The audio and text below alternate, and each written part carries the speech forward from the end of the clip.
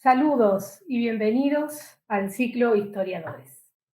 Este año 2020, la Fundación para la Historia de España celebra su 25 aniversario y nos ha desafiado a actualizar la gestión de los objetivos propuestos. Nuestra web y las redes sociales evidencian el diseño de un plan de actividades ejecutado por un equipo de colaboradores de diversas disciplinas que divulgan referencias relevantes de la historia de España a través de publicaciones periódicas y alternadas. Así, hoy día disponemos online de clásicos con historia, FHE en el arte, una historia de película, archivos de historia 3.0 y la Vuelta a España en 25 fechas. Asimismo, en orden a favorecer la investigación, hemos publicado el libro digital Hispania, Españas, diálogos y dinámicas históricas en el mundo hispánico, y hemos iniciado la serie monográfica Historias Cruzadas, Diálogos Hispanoatlánticos, un conjunto de conversaciones realizadas a distintos investigadores sobre su oficio de historiar, a modo de un registro vital, académico, historiográfico, que continuará su publicación durante todo el año próximo. Pero a fin de consolidar las vinculaciones científicas con las comunidades de historiadores, fomentar la participación y el diálogo desde distintas especialidades, pensamos en un punto de encuentro sincrónico que supere la misma virtualidad, y así surgió Historiadores, un ciclo de intercambio de experiencias y de conocimientos entre especialistas sobre temas y perspectivas relacionados con la historia europea e iberoamericana, transversales en el eje temporal y que a su vez pudieran interactuar con la inquietud de los asistentes. Este primer encuentro, bajo el título Mujeres y Trabajo Urbano en la Corona de Castilla, siglos XIV al XVIII, nos permite encontrarnos con dos destacadas historiadoras y consejeras activas de FHE, por lo cual les agradecemos doblemente. Ofelia Rey Castelao es catedrática de Historia Moderna en la Facultad de Geografía e Historia en la Universidad de Santiago de Compostela. Se licenció y doctoró en la misma universidad con premio extraordinario en ambos casos. Ha dirigido más de 20 proyectos de investigación, tanto españoles como extranjeros. En la actualidad es la investigadora principal del proyecto coordinado Culturas Urbanas y Resistencias en la Monarquía Hispánica en la Edad Moderna y es team leader por la Universidad de Santiago de Compostela del proyecto europeo Rebellion and Resistance in the Iberian Empires. Ha dirigido 18 tesis doctorales, forma parte del comité científico de más de 30 revistas, ha publicado 12 libros y cerca de 200 capítulos y artículos científicos. Por toda su trayectoria, se le otorgó en el año 2011 el Premio Wonenburger de Investigación. Diversos son sus campos de estudio, entre ellos la historia del género, a la que se ha dedicado muchas de sus publicaciones en Francia, Portugal, Inglaterra, Italia, Bélgica, Hungría. Entre otros, el libro con Serrana Rial, Historia de las Mujeres en Galicia, publicado en el año 2009. De próxima publicación es un libro dedicado a mujeres y migraciones en la Edad Moderna española. Ana María Rivera Medina es doctora en Historia Medieval por la Universidad de Educación a Distancia, España, y doctora en Historia de Edad Moderna por la Universidad de Sevilla. Profesora de Historia Medieval en la UNED, España. Sus campos de interés son la historia medieval, urbana y marítima. Actualmente es Senior Visiting Fellow del proyecto TransRIC y participa en proyectos financiados por el Gobierno de España, el Mar como Frontera, Transgresiones Legales en el Atlántico Tardío Medieval, y el proyecto Política, Instituciones y Gobernanza de los Pueblos y Ciudades Portuarias de la Europa Atlántica en la Baja Edad Media.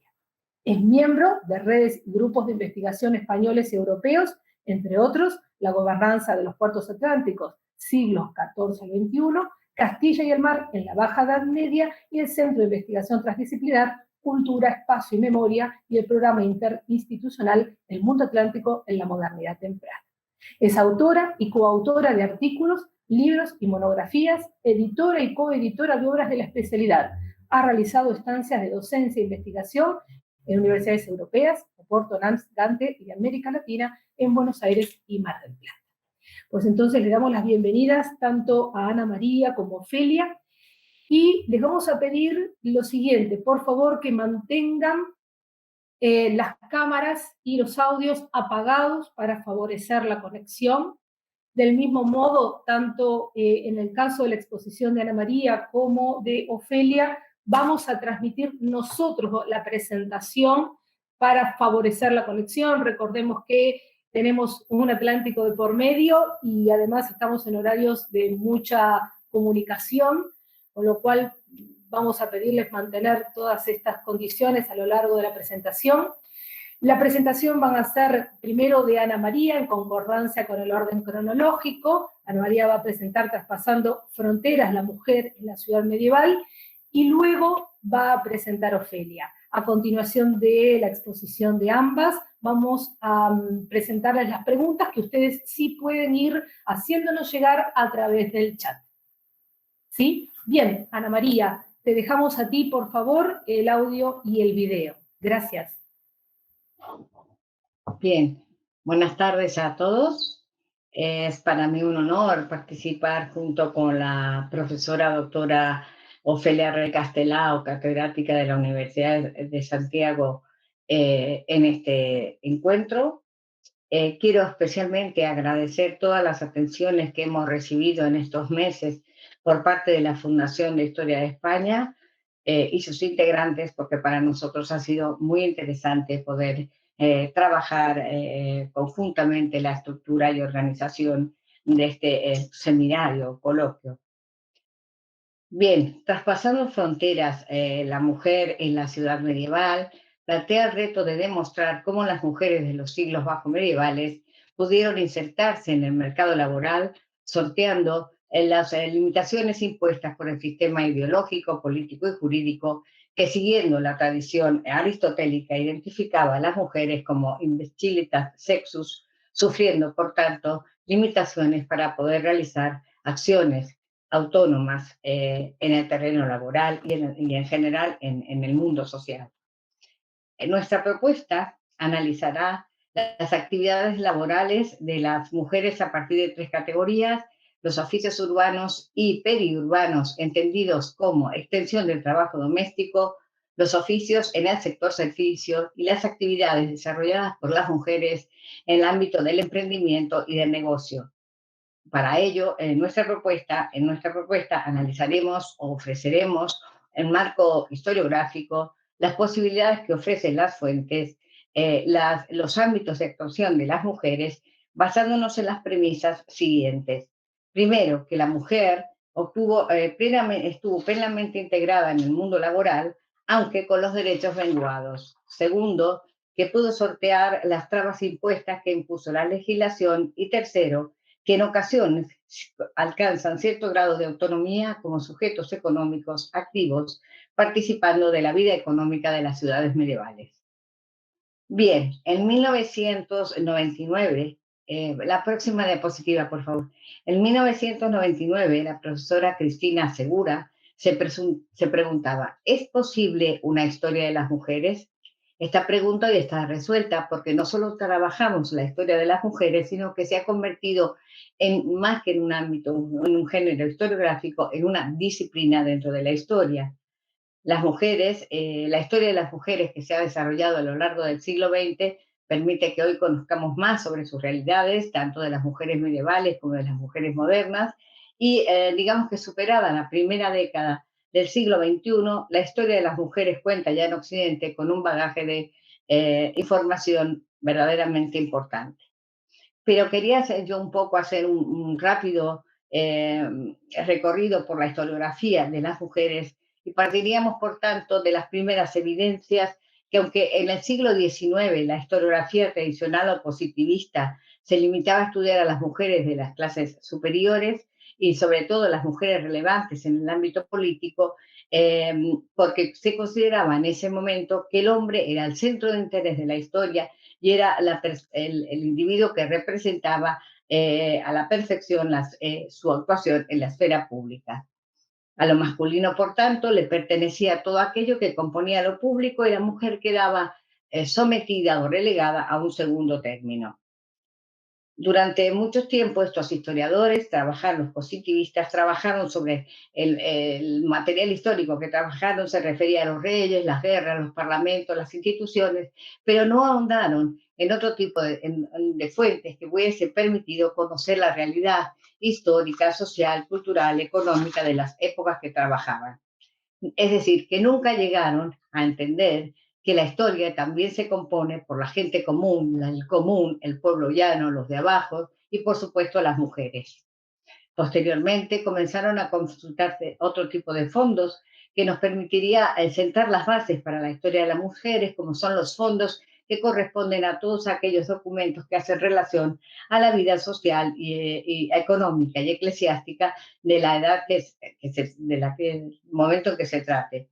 Así Legoff dirá, a la Edad Media le debemos el Estado, la nación, la ciudad, la universidad, los derechos de los individuos, la emancipación de la mujer, la conciencia, la organización de la guerra, el molino, la máquina, la brújula, la hora, el libro, el purgatorio, la confesión, el tenedor, las sábanas y hasta la Revolución Francesa. Bien es cierto que anteriormente a Legoff, a comienzos del siglo XX, Marc Bloch y Lucien Febvre, desde 1929, cuando crean la revista de los Anales, marcan una nueva tendencia, considerando a partir de este momento al hombre como un ser dinámico en la historia, al hombre como centro de la historia, y así también empiezan a consultarse todo tipo de documentación en la que comienzan a aparecer las mujeres. Y en este sentido, tenemos que hablar de la primera obra que trata sobre mujeres, que es la obra de Ellen Power, con gente de la Edad Media, que en 12 de sus capítulos analiza por primera vez a mujeres. En un capítulo analiza la actividad emprendedora y de negocios de una priora inglesa, utilizando como fuente a Geoffrey Chaucer, y un segundo capítulo que es Les Ménagères de París, que es un manual didáctico que un comerciante parisino redacta para su mujer, 40 años menor que ella, para que sepa cómo gobernar la casa. A partir de ahí se hablará de las mujeres como aquella que gobierna la casa. Pero en la década de los 60 del siglo pasado, los estudios sobre la mujer son objeto de un despliegue metodológico muy amplio en el que convergen tres circunstancias. En primer lugar, comienza la integración de la mujer en el mundo laboral universitario, lo que suscita un movimiento de historiadoras, en este caso femeninas, que comienzan a trabajar sobre mujeres. En segundo lugar, que surge el movimiento feminista que intenta poner en valor a la mujer como sujeto activo, y por otra parte comienzan a aparecer estudios sobre mujeres, cuya base metodológica fundamental será la historia social, la antropología, la sociología, ampliando en consecuencia los estudios sobre la vida femenina. Lo que intentaban todos estos movimientos era visibilizar a la mujer como sujeto histórico y así ir organizando o congregando elementos para posteriormente crear una disciplina. También se realizan las primeras construcciones teóricas sobre este tema. Y en 1976, el Centro de Estudios Superiores en la Civilización Medieval de la Universidad de Poitiers organiza un primer coloquio dedicado a las mujeres de los siglos XI al XIII, que dio como resultado una publicación donde se presentan una serie de estudios de suma importancia, analizando a las mujeres de diversos planos, como por ejemplo la actividad económica de campesinas y ciudadanas, las obreras de Londres, las artesanas parisinas, los reglamentos parisinos relativos a la actividad de la mujer, o las corporaciones obreras de París, o la actividad de los mercaderes y comerciantes del Londres medieval, donde ya se ve con claridad que en Europa y no en España aparecen compañías encargadas de formalizar contratos de aprendizaje para las obreras, mujeres, por supuesto.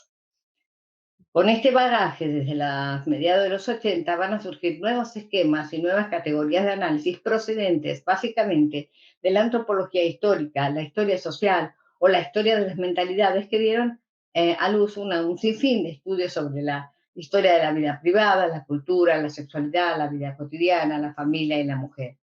Es en este contexto cuando el medievalismo español se integra a esta nueva corriente.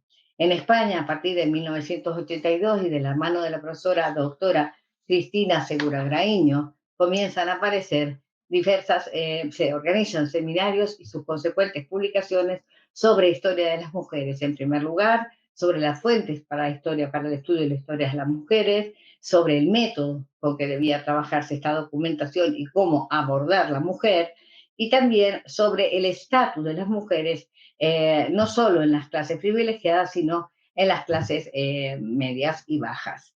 Finalmente, María Teresa López Beltrán realizará otro seminario y se publicará una publicación denominada Las mujeres en las ciudades medievales.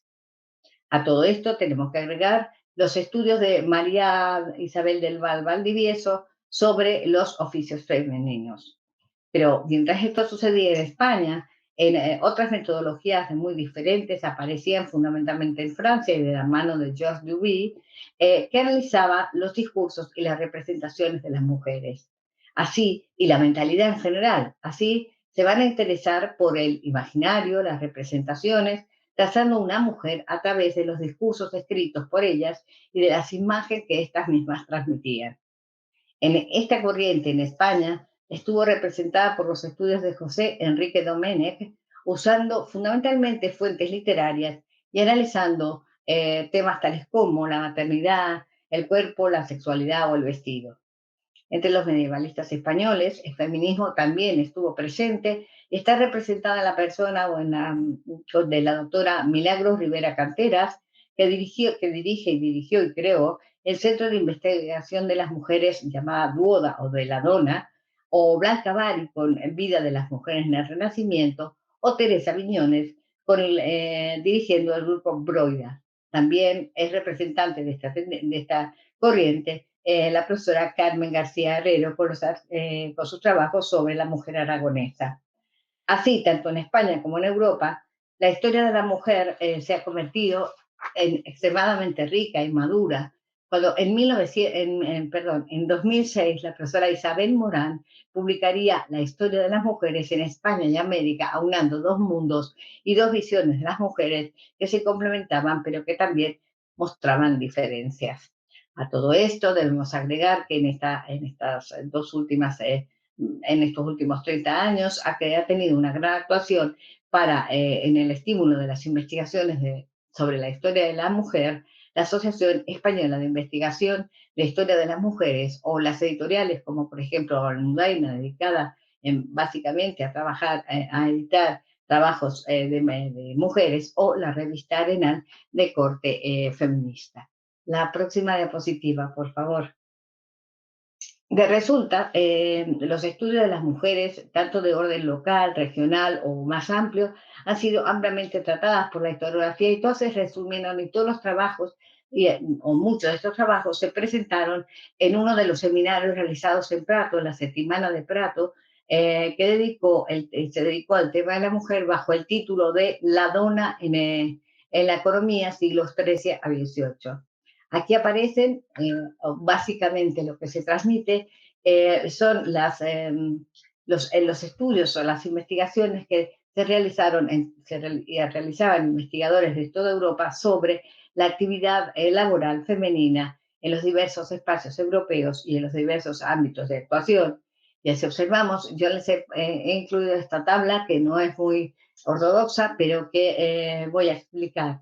Lo que se demostró en este coloquio fue básicamente que el 90% de las mujeres trabajan en el ámbito urbano, que está enmarcado en azul, que de ese 90%, casi el 80 o entre el 70 y el 80% trabajan en el ámbito, en la calle, en la ciudad, en lo que son todas las actividades de abastecimiento, y que un porcentaje mucho menor, entre el 20 y el 25%, se dedicaban a trabajar en los espacios, en las actividades propiamente de servicios.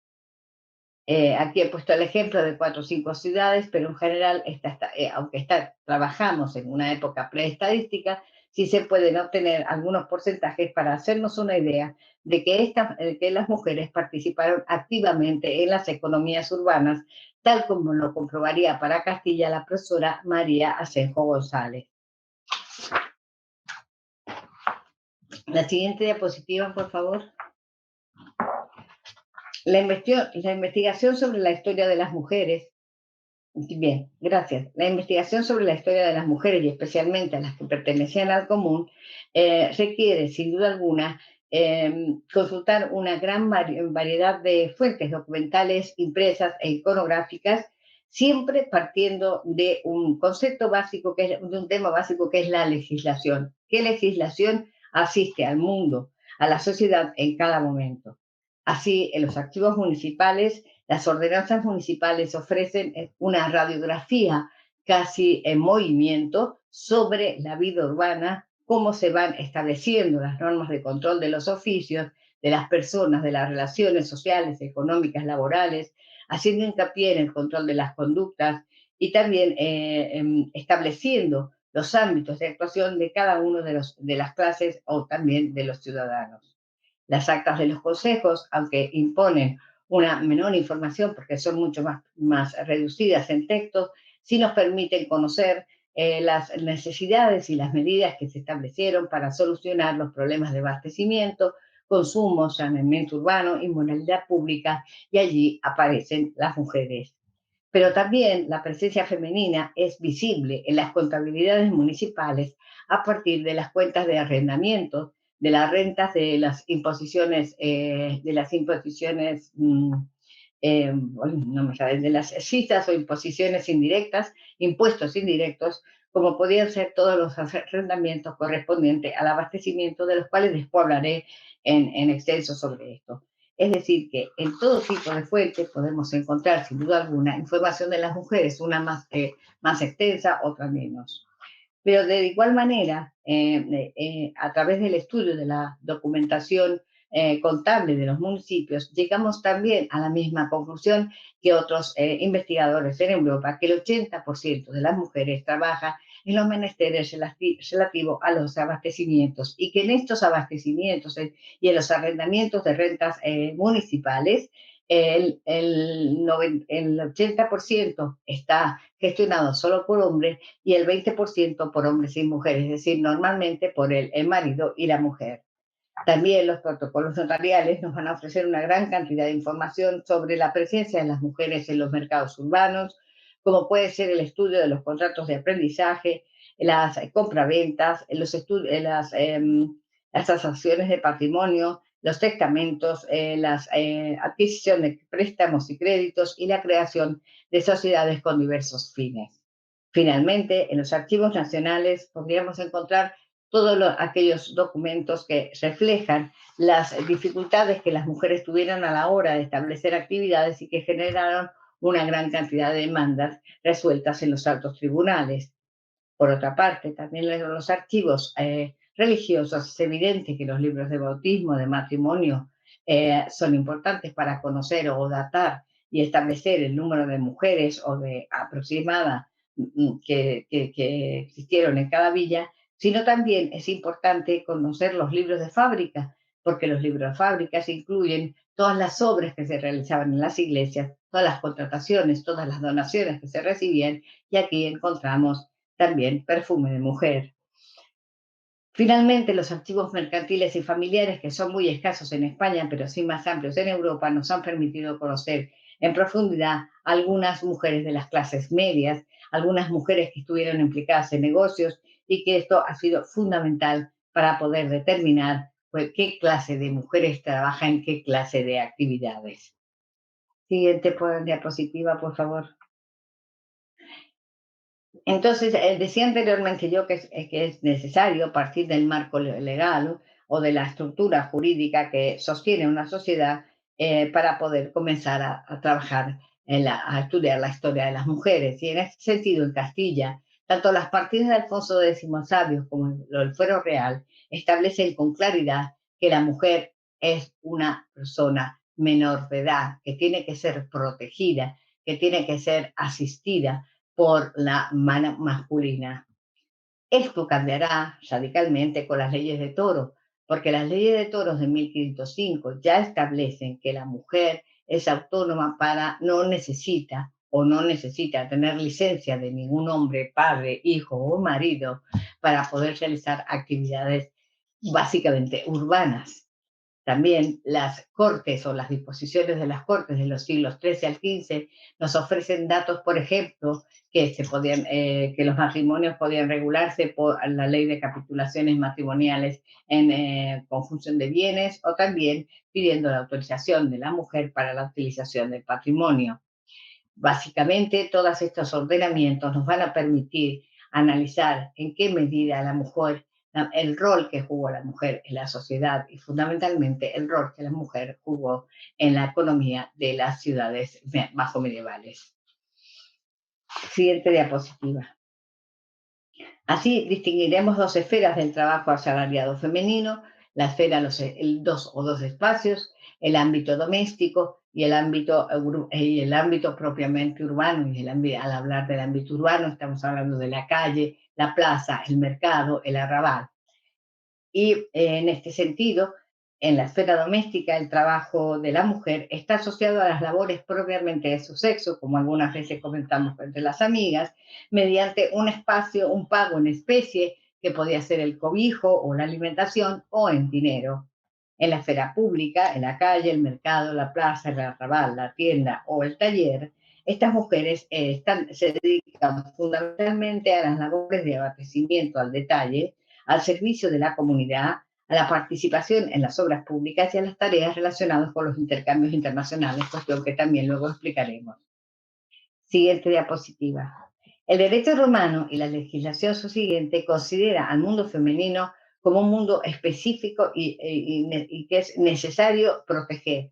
Esta protección la concentra en el ámbito doméstico. Así hablamos del gineceo, la documentación, y también la legislación habla de que las mujeres constituyen su propio mundo, un gineceo, un ginetsu, en las ordenanzas de Cagliari, por ejemplo, que hay que controlar y proteger. Siguiente, por favor. Este trabajo, según hemos visto, se centra fundamentalmente en atender la casa, al marido y a los hijos, y así hablaremos de la ama de casa.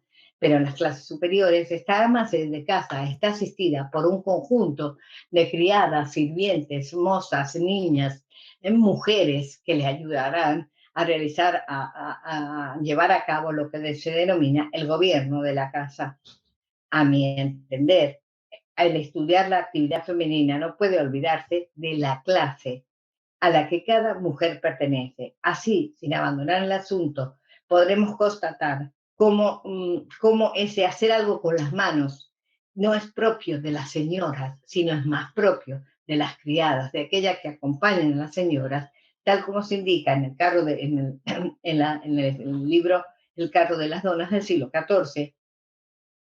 Será el entretenimiento de las mujeres de las clases dominantes. El hacer con las manos será entretenimiento de las clases dominantes, pero una necesidad y un aporte fundamental para la subsistencia del grupo familiar, de la suya propia y de la clase trabajadora en general, tanto en el campo como en la ciudad.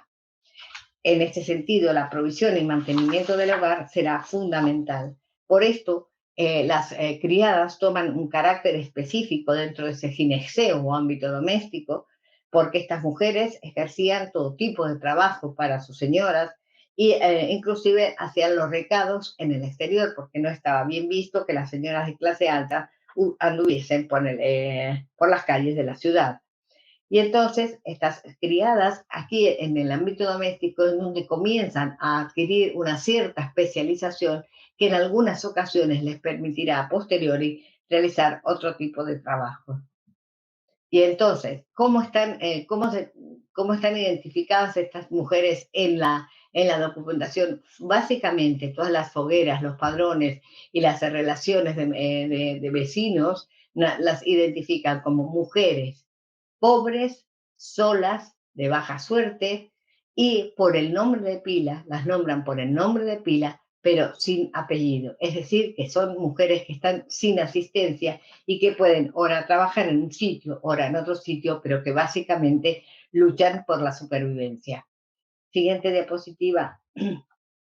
El segundo sector que trabaja dentro del ámbito doméstico, son las nodrizas, las comadronas, nodrizas o parteras.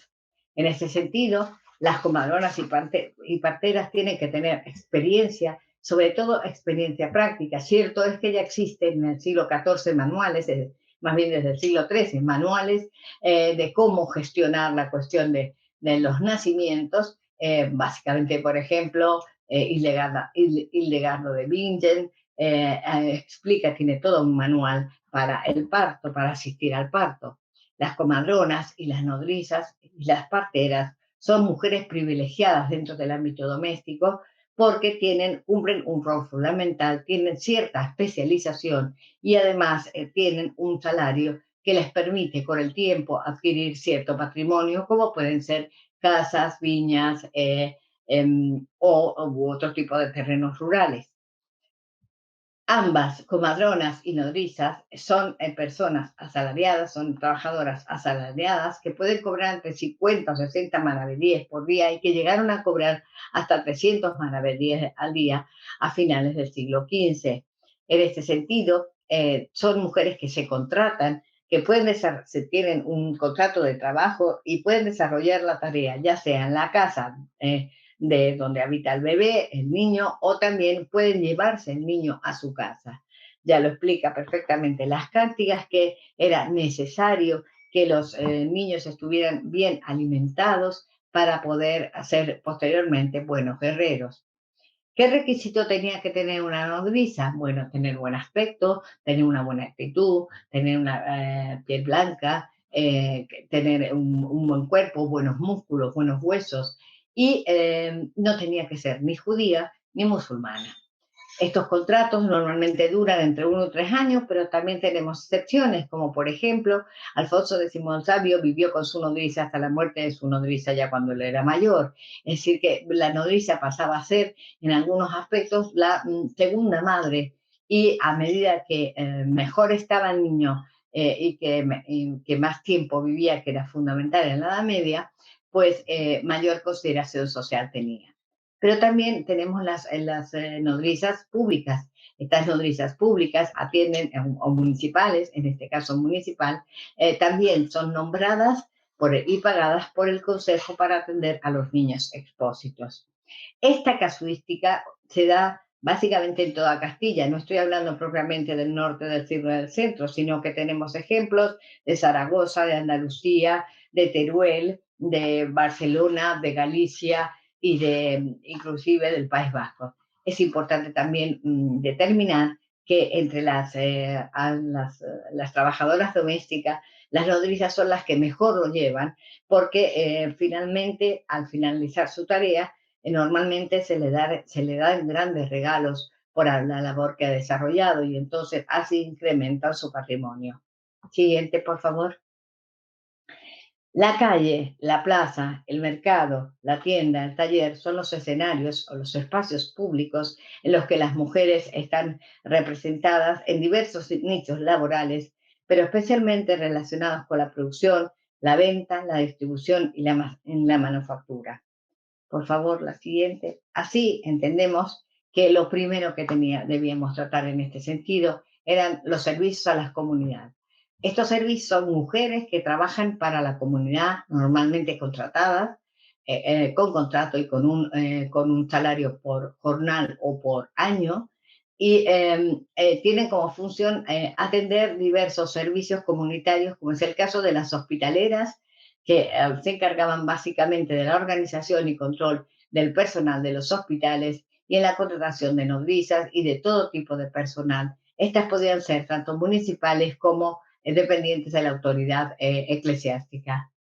Las frailas son otras mujeres destacadas en el ámbito comunitario porque son las mujeres que se dedican a cuidar del cuidado de la iglesia como continente, del ajuar, de la ropa, de los ropajes, de las imágenes y de los oficiantes. ¿Qué quiere decir esto? Que era el oficio de la freira o benedita, era una especie de asistenta doméstica de la iglesia, pero que tenía mucha importancia porque además, al ser una procedente de la propia localidad, conocía antiguas tradiciones, generalmente de corte pagano, y también oficiaba practicando estas tradiciones. Por ejemplo, una que es muy ocurrente, que es el rodamiento de los bebés.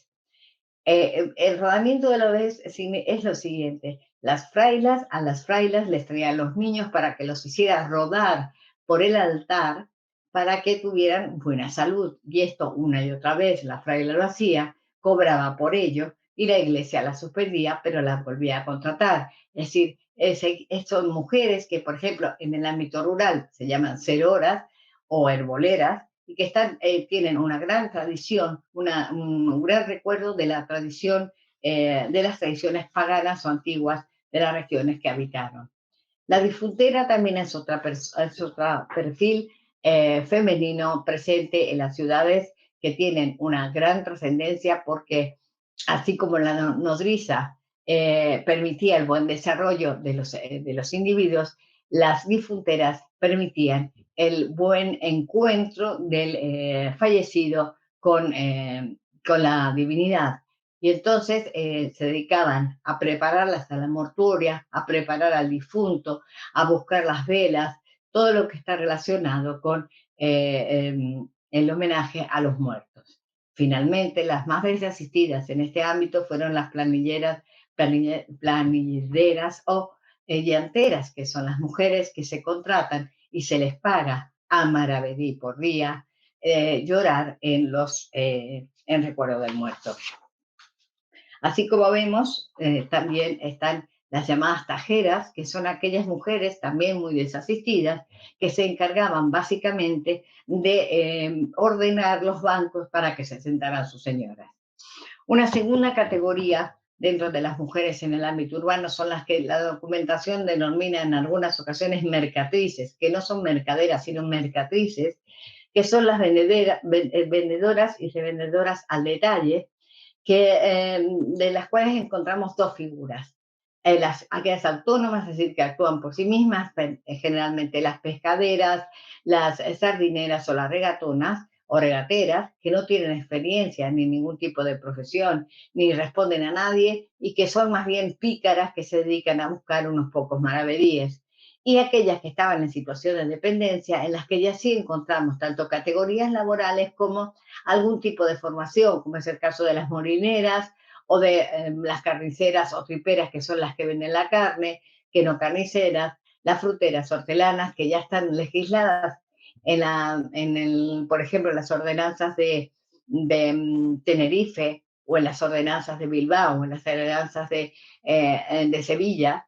Las tenderas, las bodegueras, las mesoneras, las hospederas, son todas mujeres que trabajan bajo la ordenanza o la tutela o la dirección de un hombre, pero que están prácticamente frente al negocio y que serán conocedoras del negocio. La siguiente, por favor.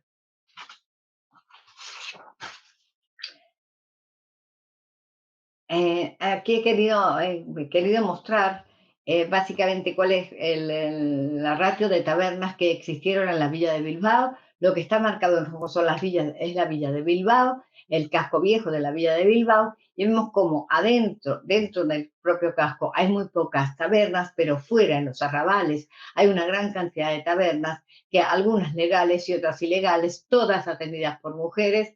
En realidad, en cada una de estas tabernas solía haber de 1 a 10 mujeres, entre mujeres buenas y mujeres malas, y creo que me entenderán lo que significa en la documentación mujeres malas. Que básicamente este mundo tabernario, esta solidaridad tabernaria, se extendía a lo largo de los arrabales. ¿Dónde y por qué los arrabales? Porque en los arrabales se sitúa la industria, el artesanado, digamos, entiéndanme bien, el libre cambio, sin que haya impuestos de por medio. Es decir, la economía sumergida y la industria van de la mano en los arrabales, y con ellas las tabernas, el juego, la prostitución, el fraude, etcétera. Y todo esto lo podemos comprobar y podemos encontrar información femenina tanto en las cuentas de las rentas de los ayuntamientos como en otro tipo de documentación. La siguiente, por favor. Me da un poco de apuro esto. Bien. Luego tenemos el taller, la tienda, la casa taller. Digamos que la casa taller significa otro de los grandes espacios de las mujeres.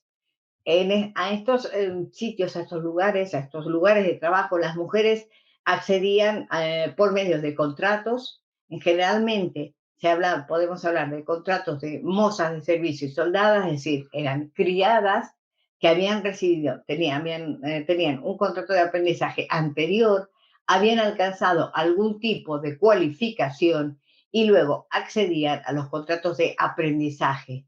Los contratos de aprendizaje podían incluir 1 o 2 años de aprendizaje y al finalizar podía recibir, además de los conocimientos, los instrumentos necesarios para realizar la actividad o recibir otro tipo de monumento, pero que le permitía abrirse camino por la vida. En este sentido, fundamentalmente este ámbito ha sido muy estudiado por Carmina García Herrero.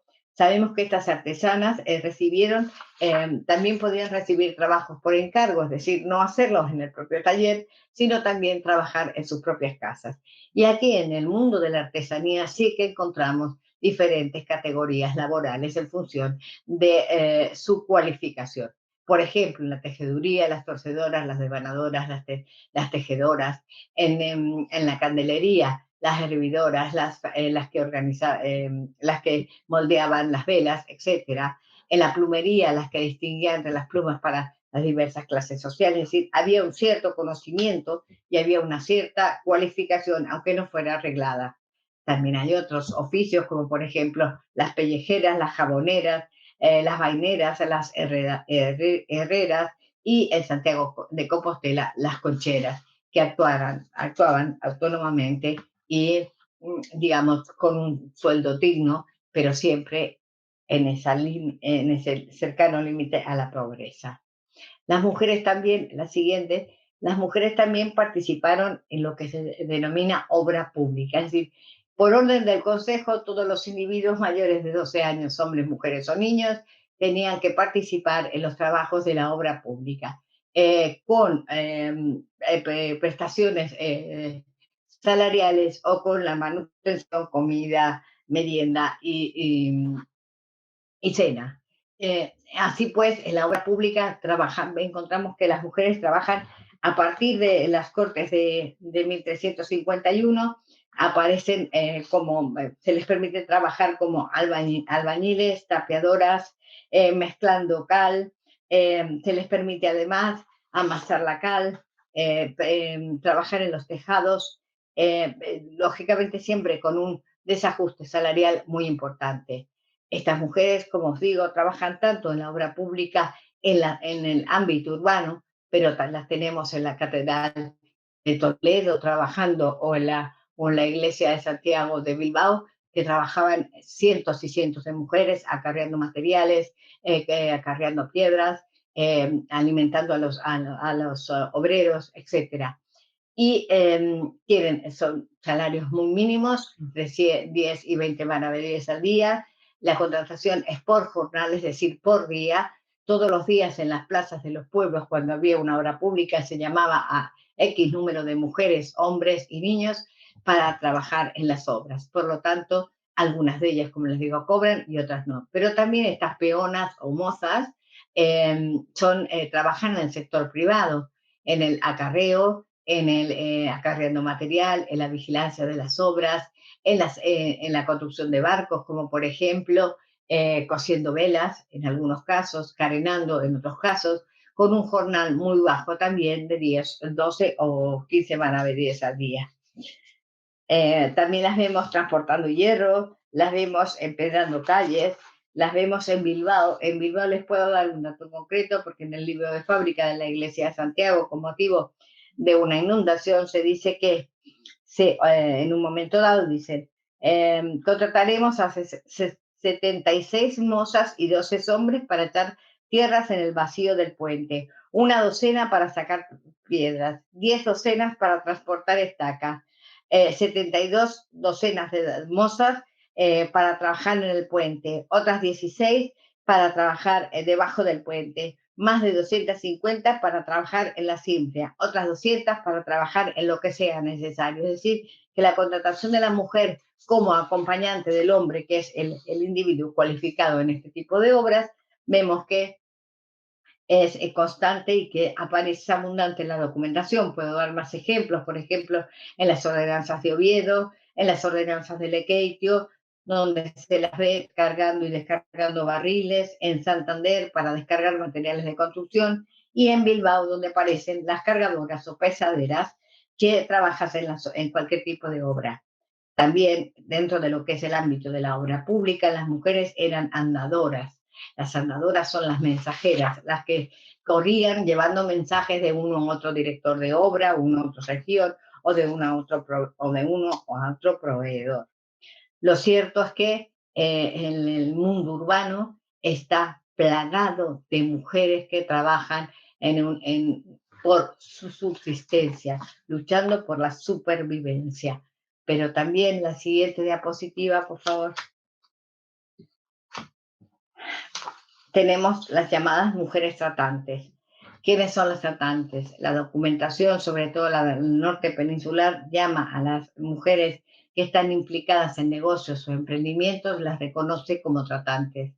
Esto significa que podían trabajar en el ámbito familiar, en el ámbito mercantil, en los negocios marítimos, en los negocios financieros, en el negocio especulador y asegurador.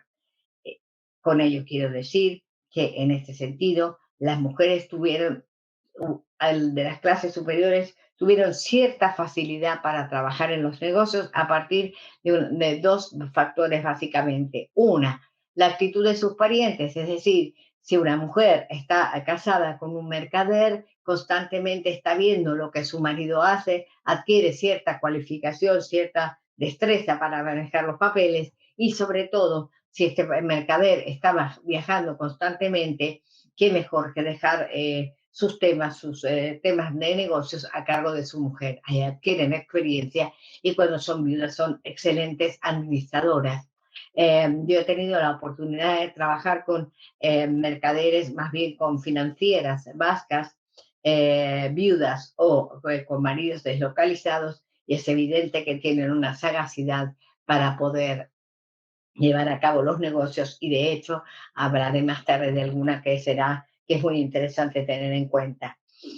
Asimismo, también el régimen de propiedad, el régimen de bienes, permitió a la mujer ser dueña de su patrimonio, de su dote, durante toda su vida y recuperarla y poder gestionarla una vez que su marido ha muerto. Entonces, cuando los maridos mueren, Santa Teresa decía, las viudas rejuvenecen en poco tiempo, es decir, porque pueden hacer todo lo que no habían podido hacer hasta el momento, y pueden llevar negocios familiares, ya sean viñas, tiendas, talleres, embarcaciones, empresas de transportes, crear compañías mercantiles, dar préstamo, dar crédito, dar préstamo por buena obra, es decir, usura, hacer el corretaje de letras de cambio y también firmar seguros marítimos. Con esto quiero decir que, por ejemplo, tengo algún ejemplo de mujer, dos os voy a poner. Una es Margarita Domenico Bandini, que es la esposa de un gran mercader de Prato, y que ella manejó más de 3 millones de florines después de la muerte de su marido. Supo gestionar e invertir en diversos tipos de negocios, muchos de riesgo, como puede ser el seguro marítimo, el negocio mercantil, pero que a sus hijos les dejó una herencia de más de 500 millones de florines. Y en el negocio asegurador también participaron como firmantes de seguros marítimos, seguros de riesgo marítimo, que son sumamente complicados y sumamente riesgosos, valga la redundancia. Y en este sentido me voy a referir a Marina Sáez de Basosa Bala, que era la mujer de Juan Martínez de Recalde, un gran mercader vizcaíno, de Bilbao concretamente, con negocios en todo el Mediterráneo y en toda la costa atlántica. Fue socio de Carlos V y tuvo con ella 5 hijos varones que distribuyó sabiamente en las distintas plazas más importantes mercantiles europeas, y que finalmente uno de sus hijos terminó siendo el contador de la Casa de Contratación de Sevilla, bajo la influencia y la enseñanza de su madre. Es decir, que las mujeres de clases altas participaron también activamente de las economías urbanas en una escala muy superior a las demás, pero siempre como defensoras del patrimonio familiar, como cotitular, titular, curadora o tutora de sus hijos. Y excepcionalmente, habéis visto que no he hablado en ningún momento de gremios ni asociación de mujeres, ni mucho menos, porque la mujer tenía prohibido participar en los gremios, ni siquiera como esposa de uno de sus miembros. No podían directamente participar. Sin embargo, el gremio de estibadores de Escocia, de todos los puertos escoceses, estuvo en manos de Mary Mail, una mujer soltera, mujer, y que organizó, no solo que organizó el gremio, sino que fue capaz de conducir a más de 200 estibadores de la costa escocesa. Como veis, lo que pretendí es dar un poco, ver cómo las mujeres llegan al gobierno de los hombres, a lo público, a lo que era propio de los hombres, pero que en realidad, al constituir la mitad o más de la mitad de la población de las villas y ciudades, eran un activo único para la economía local, ya sea en las clases bajas, dinamizando la economía doméstica, o en las clases superiores, dinamizando la macroeconomía europea. Muchas gracias por su atención. Muchísimas gracias, Ana María, por tu presentación que nos ha enriquecido tanto y hasta nos ha hecho sonreír. Así que bueno, ahora le vamos a pedir, por favor, a Gisela que nos comparta la presentación de Ofelia Rey Castelao. Y Ofelia, en todo caso, te pedimos, por favor, si tú puedes entonces poner audio y video para compartir tu presentación. Muchísimas gracias. Muy bien, muchas gracias. Me uno al agradecimiento que hizo mi compañera y amiga Ana a la Fundación por la oportunidad que nos han dado de intervenir en esta tarde y sobre todo la oportunidad de que, aunque no me oigan y yo no los pueda ver, de saber que muchas amigas y muchos amigos del otro lado del Atlántico están en estos momentos conectados y me gustaría a todos ellos abrazarlos, pero no es posible, lamentablemente, en estas circunstancias que me han impedido ir a Argentina este año como tenía previsto, ¿no? Así que muchísimas gracias y muchas gracias por las atenciones que en estas fechas anteriores han tenido con nosotros en la Fundación para poder llevar a cabo esta actividad. Y quiero también agradecer a Ana su espléndida introducción bibliográfica que me ahorra a mí invertir un tiempo que podría ser precioso en explicar cuál ha sido la evolución de los estudios sobre el trabajo en el caso español. Entonces voy a hacer muy brevemente mencionar que para nosotros fue también fundamental en la jornada o las jornadas de Prato de 1989, publicadas al año siguiente sobre mujer y vida económica en Europa. Yo estuve allí, lo digo, con intensidad porque de allí vine convencida de que se podía hacer otra historia de las mujeres que nos apartase de las élites de las que normalmente era de las que se hablaba y sobre todo que nos permitiese deshacernos de una serie de lugares comunes que hablaban de mujeres siempre sumisas y dominadas y que apenas tenían participación, cuando lo que nosotros pudimos ver en aquella ocasión en Prato fue sobre todo la magnífica historiografía italiana que había desarrollado ya una extraordinaria labor en el estudio de las mujeres urbanas del ámbito italiano. Me había aportado bastante menos la historiografía francesa. En efecto, yo os viví, allí estaba y no acabó de convencerme aquello que explicaba, pero quien de verdad me decepcionó fue el representante español que dijo en aquel momento que era imposible hablar de las mujeres y el trabajo en la España moderna porque nadie lo había estudiado. En un intermedio me acerqué a él y tuve, unas palabras muy serias para decirle que no hacía falta un trabajo específico, una investigación específica sobre las mujeres, sino simplemente meditar un poco qué era lo que podían hacer, dado que en la economía masculina todas ellas participaban de una manera o de otra. De las jornadas de Prato yo tengo que hacerle dos críticas. Aunque fueron trascendentales para la investigación ulterior, hubo dos cosas que no se tuvieron en cuenta. El peso del trabajo rural femenino y la relación que había entre el trabajo rural y el trabajo urbano de las mujeres. Y en segundo lugar, que no hubo ni una sola referencia a los movimientos migratorios. De tal manera que se hablaba fundamentalmente de las mujeres que vivían en las ciudades, que habían nacido en las ciudades y que morían en las ciudades, como si no hubiese un trasiego en la Edad Moderna cada vez más intenso. A raíz de eso, seguro, aquí se ha desarrollado la investigación sobre las mujeres en el ámbito laboral de la Edad Moderna. Y en la bibliografía que se puede consultar hoy en día, que tampoco es muy numerosa, porque se va poco a poco avanzando en los estudios territoriales, que es en los que yo creo fundamentalmente, porque la variedad de la península es tal que nos encontraríamos con que una generalización ocultaría una diversidad y una realidad que fue muchísimo más rica de lo que en 4 palabras se puede decir, como me va a suceder ahora a mí.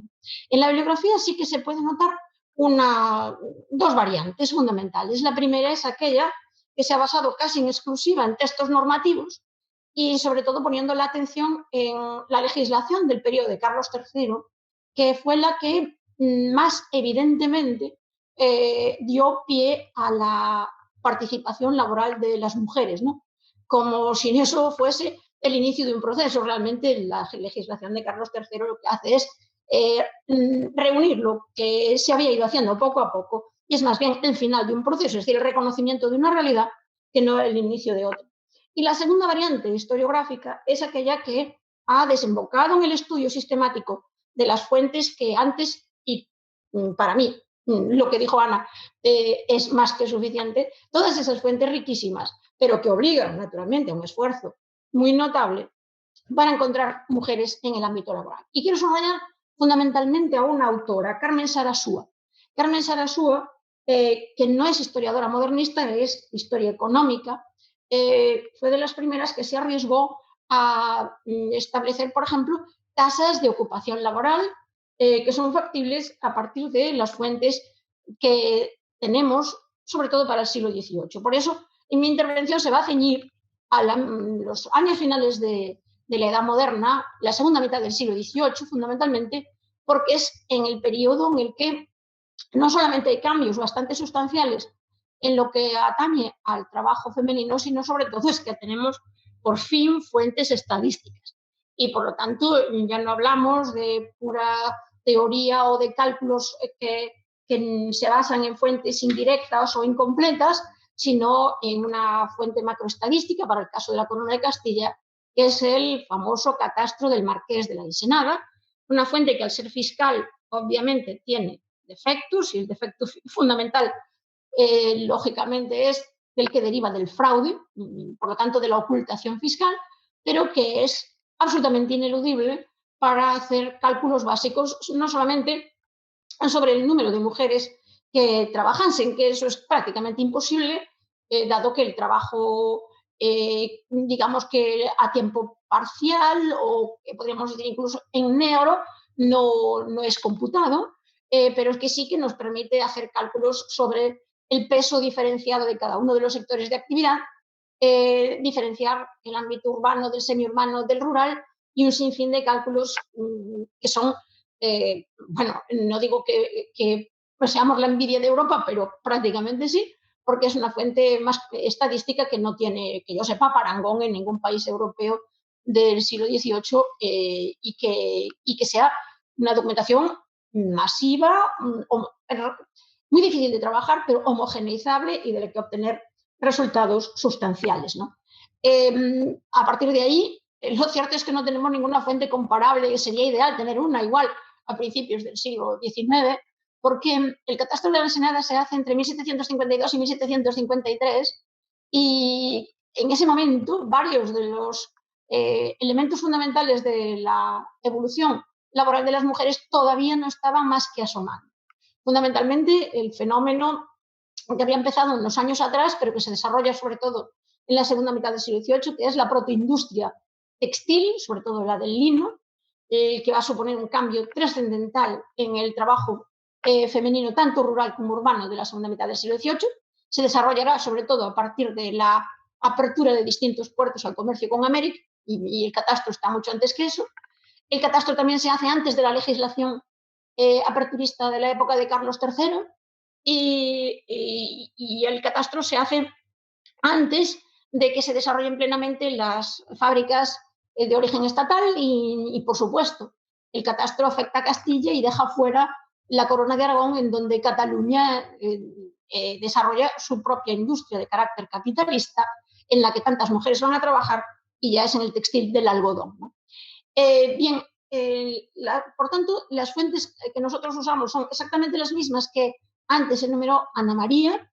La diferencia está en que una parte de las fuentes está impresa, es decir, la imprenta no es irrelevante en lo que aquí estamos diciendo, porque la legislación, tanto la general del Estado, por tanto el marco legal del trabajo, como la de carácter municipal y muchísima de la normativa que se publicó en la Edad Moderna ya no está en manuscritos que llegarían o no a los contribuyentes, sino que eran mucho más conocidos gracias a que se imprimía, ¿no?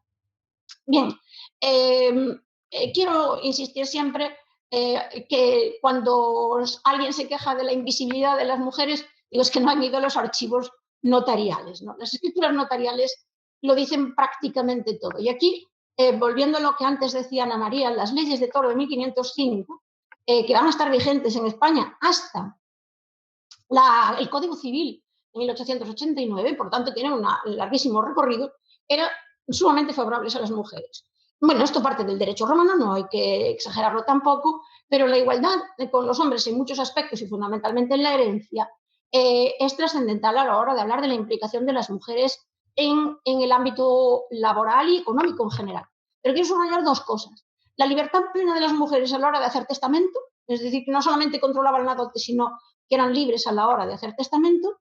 Y en segundo lugar, lo que estaba totalmente previsto en la ley para el caso de las mujeres con marido ausente, que ya no son pocas en la segunda mitad del siglo XVIII, cuando la inmigración masculina en América, pero también intrapeninsular, generaba situaciones de aparente desamparo que no eran tales, porque la legislación preveía esas situaciones y ellas, naturalmente dentro de la precariedad que podía suponer en muchos casos la ausencia de los hombres, no estaban totalmente indefensas. Bien, sí ruego que se ponga la primera de las diapositivas y ahora explicaré por qué. Bien, no podemos prescindir de este mapa de la distribución de la población española en la segunda mitad del siglo XVIII, porque es totalmente diferente a la España de la que habla Ana María, porque ha habido un vuelco de la población hacia los ámbitos periféricos, el centro se ha vaciado y es la periferia la que está creciendo. En esos 10,5 millones de habitantes que hay en 1787, el peso demográfico lo soporta el norte fundamentalmente y una parte de la periferia levantina y andaluza, que son las que de verdad están creciendo.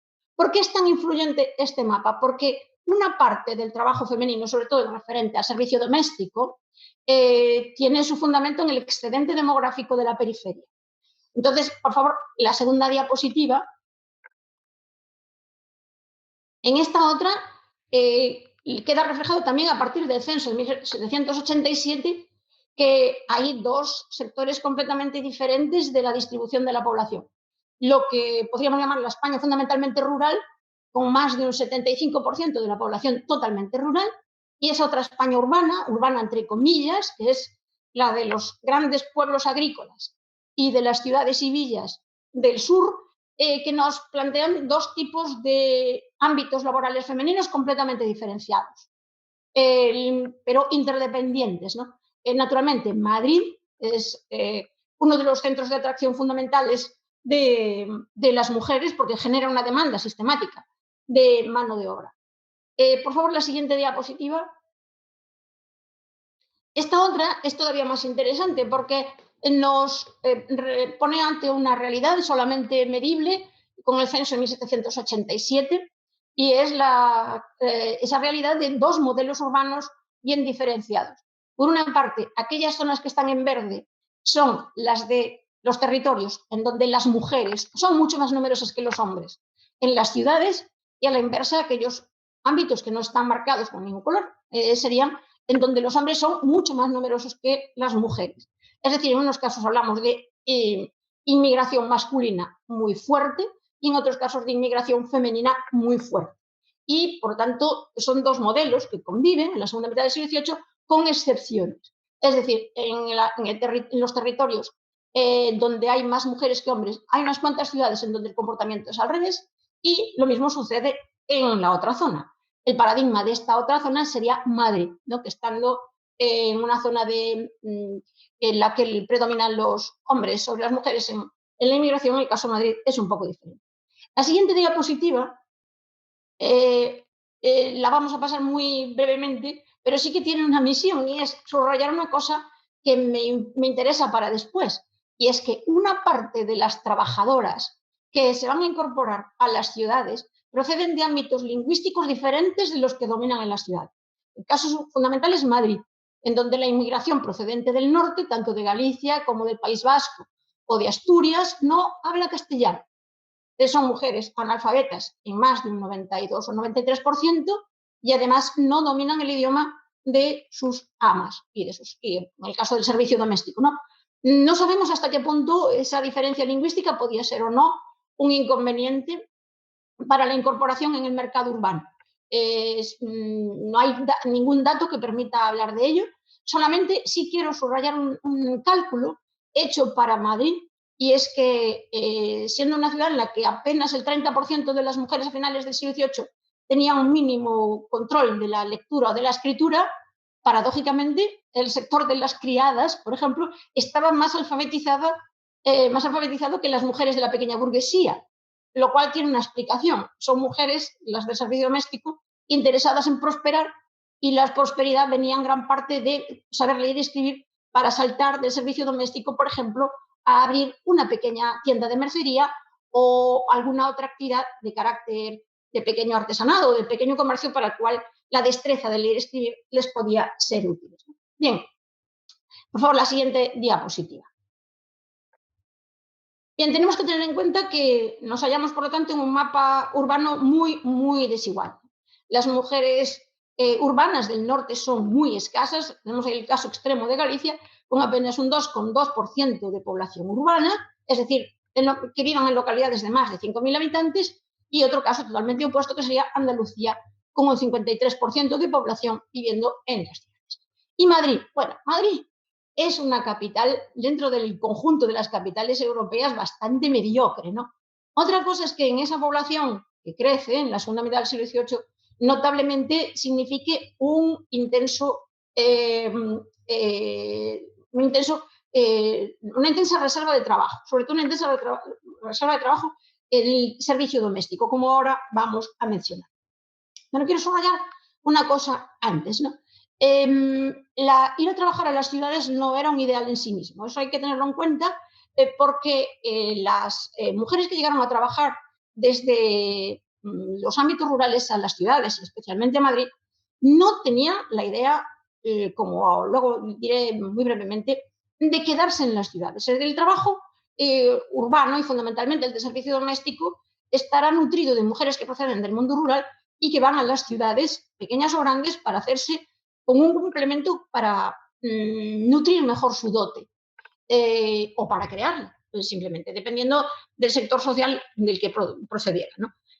Por tanto, aquí hay un elemento a tener en cuenta, y es que en las ciudades hay dos tipos de mujeres que compiten entre sí. Por una parte, las mujeres propiamente urbanas, nacidas allí, y que ocupan unos nichos laborales que en gran medida consideran como suyos, fundamentalmente el del artesanado y el del comercio, y ese otro abierto, el del servicio doméstico, en donde, dependiendo de las circunstancias, las inmigrantes serán más o menos importantes. Se ha dicho mucho al respecto de cómo se hacía este trasvase sistemático, que en la segunda mitad del siglo XVIII es muy intenso, entre el campo y la ciudad, para surtir sobre todo esta burguesía pequeña que ahora quiere tener servicio doméstico, que es la mayor novedad con respecto probablemente a lo que ha dicho Ana María. Y se ha insistido muchísimo en la importancia de los agentes de captación de mano de obra, ¿no?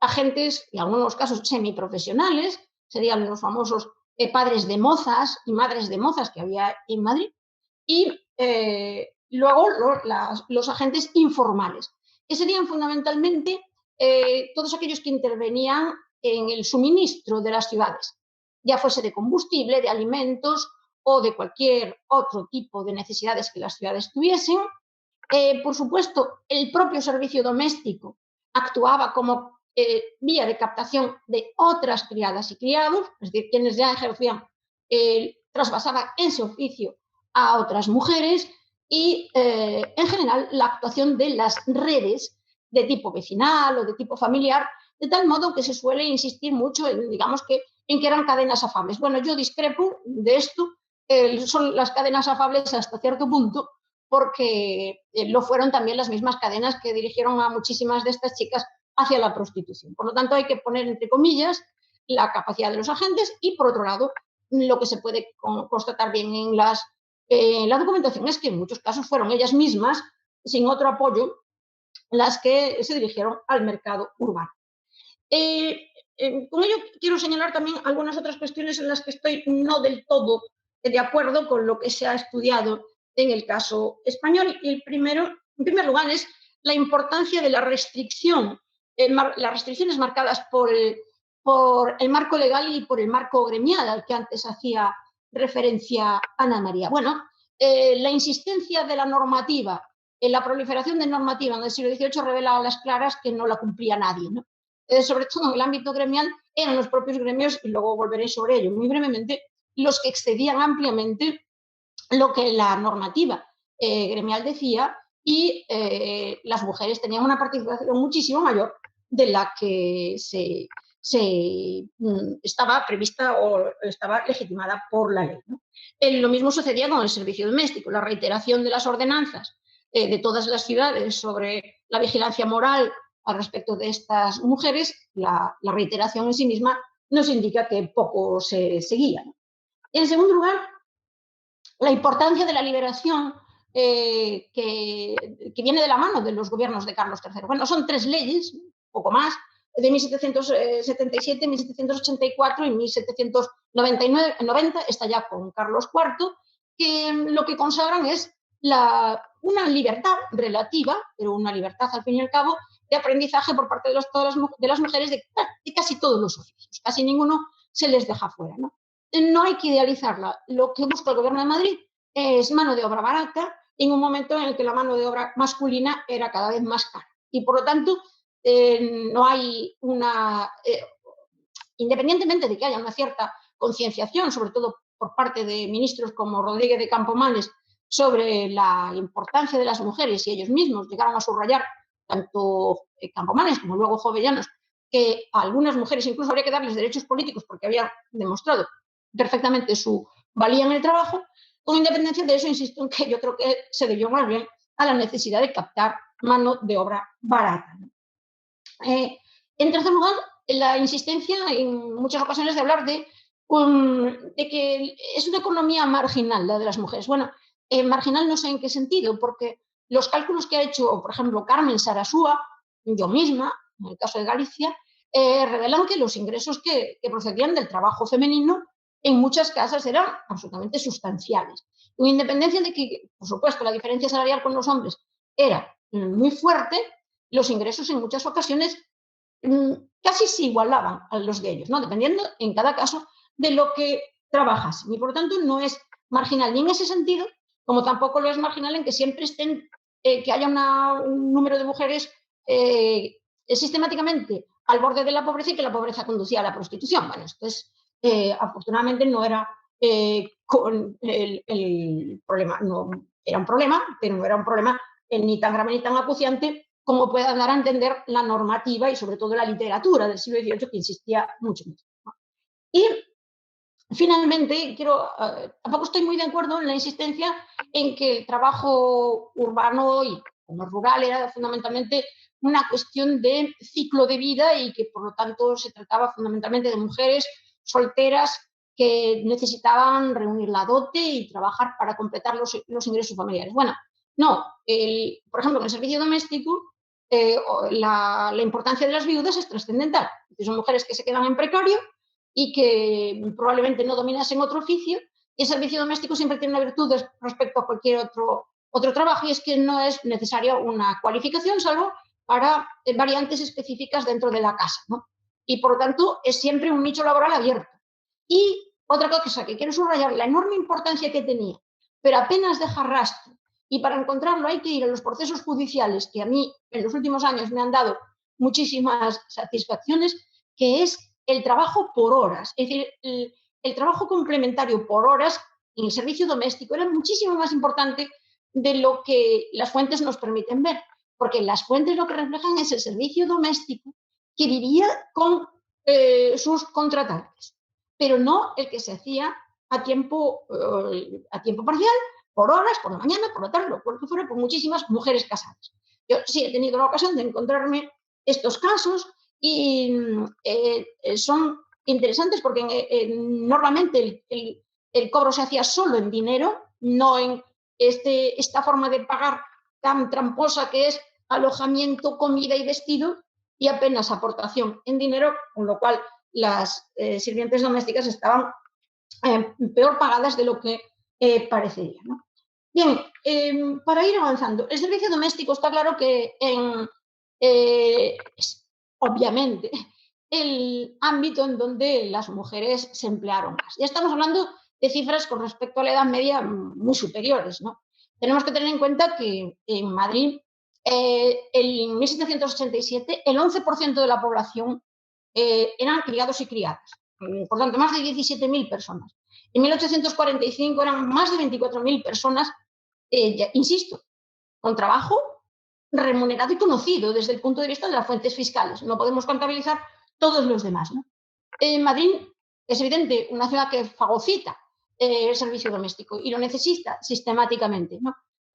No tanto por el crecimiento demográfico como por el crecimiento de las clases adineradas. Esta es la diferencia sustancial, ¿no? Por eso mismo está muy bien estudiado, ¿no? Por favor, la siguiente viñeta, la siguiente diapositiva, sí. Bien, el servicio doméstico madrileño es el que mejor se ha estudiado y el que más se ha estudiado por parte de dos historiadoras. Bueno, hay una tercera, que es el López Barahona, pero que no solamente estudia el servicio doméstico, sino los otros trabajos. Pero me refiero a Sara Pelletier-Pech, una autora francesa que hizo una excelente tesis sobre el servicio doméstico madrileño, y Carmen Sarasúa. Bien, nos ofrecen dos visiones un poco diferentes. Y esto quiero subrayarlo porque se da a entender muchas veces que son dos visiones antitéticas y no lo son sencillamente complementarias. Los estudios de Sara Pelletier se hacen sobre escrituras notariales. Cuando las criadas aparecen en escrituras notariales, es señal inequívoca de que son las que se van a quedar en Madrid. Es decir, no se va al notario así como así y por cualquier cosa. Entonces es una fuente que privilegia a aquellas que prosperaron un poco más, aquellas que fueron capaces de llevar a sus amos a los tribunales porque no les pagaban o porque abusaban de ellas. Es decir, no refleja la totalidad del servicio doméstico femenino. Entonces da una imagen bastante positiva, de que muchas de ellas se casan con artesanos, abren luego sus pequeñas tiendas. Bien, es verdad que este modelo existe, pero Carmen Sarasúa utiliza otras fuentes y son fundamentalmente las ofertas que aparecían ya en la prensa periódica. Ella utilizó el Diario de Avisos de Madrid, en donde, por ejemplo, en el año 1759 aparecían 1.052 ofertas. Ella hace un estudio, porque la fuente lo permite, de dónde eran estas mujeres. Bueno, en algunos casos eran mujeres y hombres que ofrecían su trabajo, y en otros casos eran casas en donde solicitaban criados y criadas, ¿no?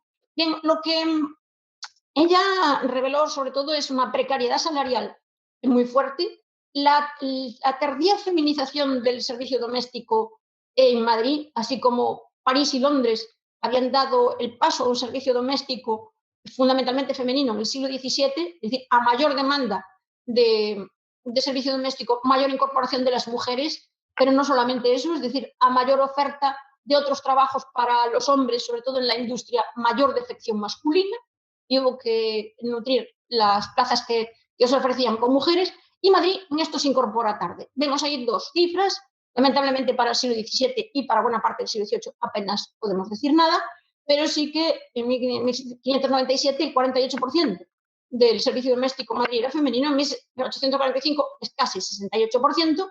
Esto mismo lo registramos prácticamente en todas las otras ciudades, ¿no? En Valencia se anticipa en este sentido, porque en el caso valentino es la demanda en el rural, la oferta industrial hace que muchísimos hombres ya no vayan a las ciudades a trabajar como criados, pudiendo hacer otra cosa, y ahí hasta el 80% del servicio doméstico es femenino, ¿no? Por lo tanto, son dos situaciones, las de las criadas que prosperaron relativamente y estos otros miles de mujeres, miles, que fueron a Madrid a trabajar por salarios precarios, ¿no? Por favor, la siguiente diapositiva. En esto de los salarios precarios es evidente que es así, pero claro, yo voy a hacer una matización.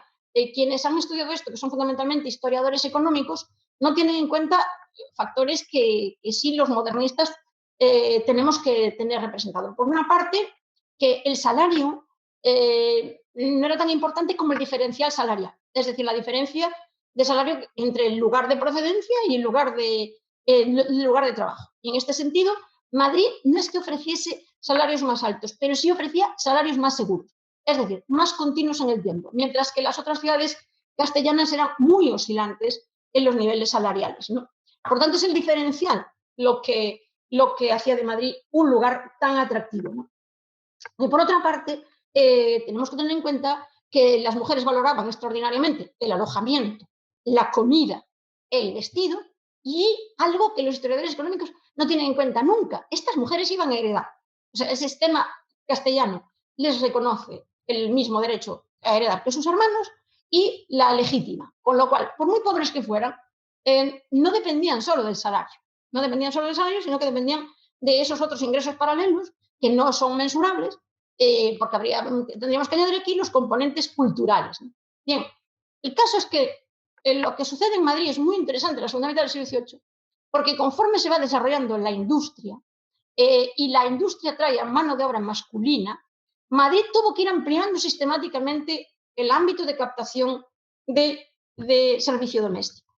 De tal forma que, si recordamos la primera de las viñetas, esta zona, que es la tradicional, lo que vemos ahí, es el ámbito tradicional, Castilla-La Mancha, Castilla-León, de captación de servicio doméstico, va a ser totalmente insuficiente.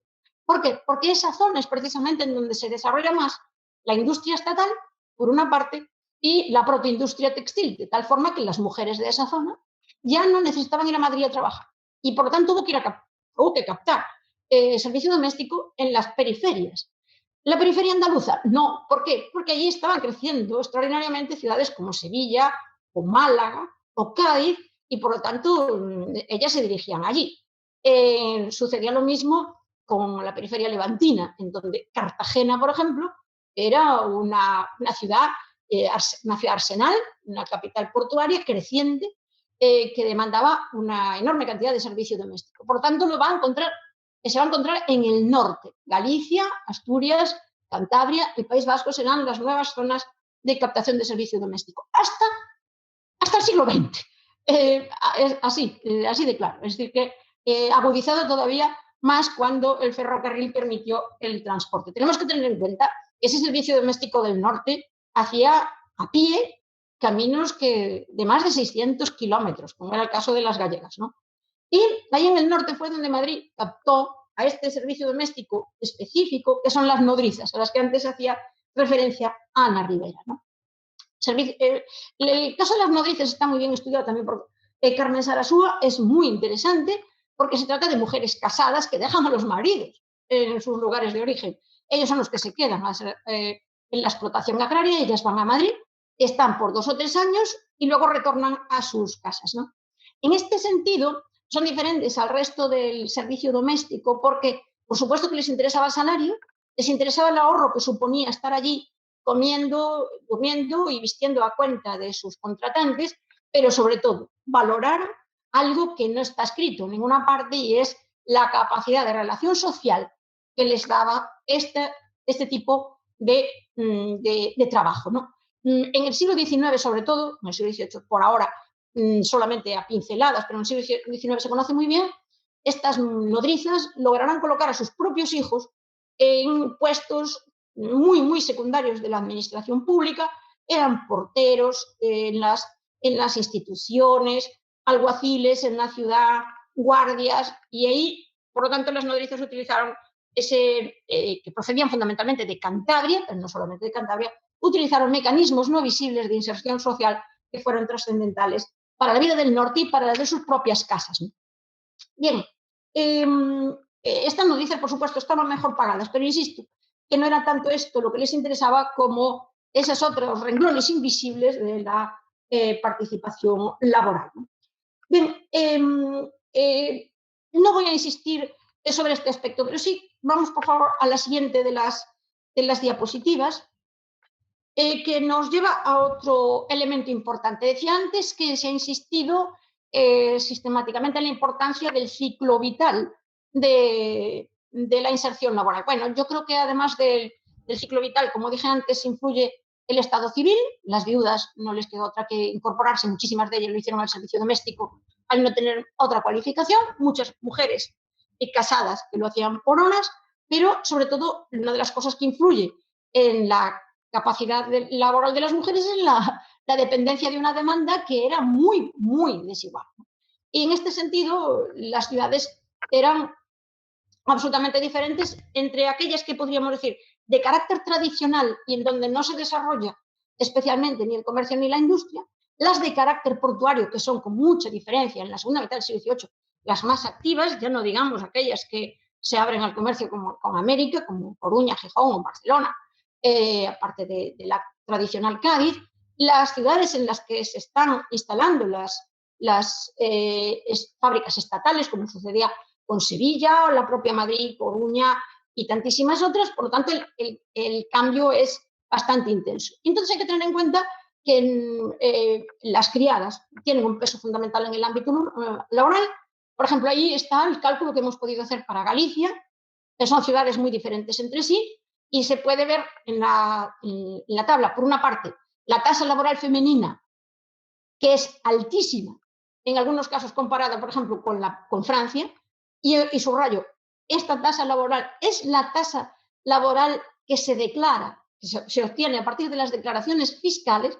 Eso quiere decir que solamente es la declarada, la visible, la tasa es mayor, obviamente, pero que el hecho de que trabaja un 30%, por ejemplo, de mujeres que trabajasen con sueldo conocido y fiscalmente detectables es muchísimo, muchísimo, incluso ya digo, se compara con Francia, pero claro, hay que subrayar que en muchos casos esa tasa procede de un aplastante peso del servicio doméstico en la carga, en el total laboral. Por favor, la siguiente diapositiva.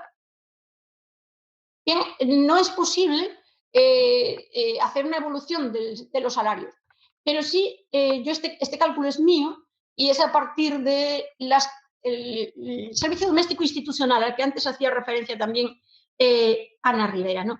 En monasterios y conventos, a finales del siglo XVIII, en España se calcula que había unas 5.000 mujeres como criadas internas. Había muchísimas más que trabajaban como criadas externas. Son un caso un poco especial, vinculable fundamentalmente a todo tipo de trabajadores institucionales y que hasta los años 80 del siglo XVIII percibieron sus salarios en forma de ración alimenticia y de salario en metálico. A partir de la inflación monetaria de 1780, el trabajo institucional pasó a pagarse solo en dinero, y con la conciencia que tenían muy clara los contratantes de que era pagar un salario devaluado. Y esto sí hay que tenerlo muy en cuenta, y es que en el último tramo del siglo XVIII hay una estabilización, después de un relativo crecimiento de los salarios, una estabilización que perjudicó muchísimo a las mujeres, pero que es también lo que explica que muchísimos hombres huyeran del servicio doméstico y se incorporaran ellas, ¿no? Bien, para ir ya concluyendo, el trabajo fuera del servicio doméstico es el mismo rango de trabajos que antes señaló Ana María. La diferencia fundamental, naturalmente, está en los números, ¿no? Es decir, en las proporciones de las mujeres que trabajaban, sobre todo, como antes ella decía, en aquellos ámbitos del suministro que no exigían una especial cualificación. La panadería, es decir, el trabajo del pan, es mayoritariamente femenino en todo el siglo XVIII de España. Eso no hay la menor duda.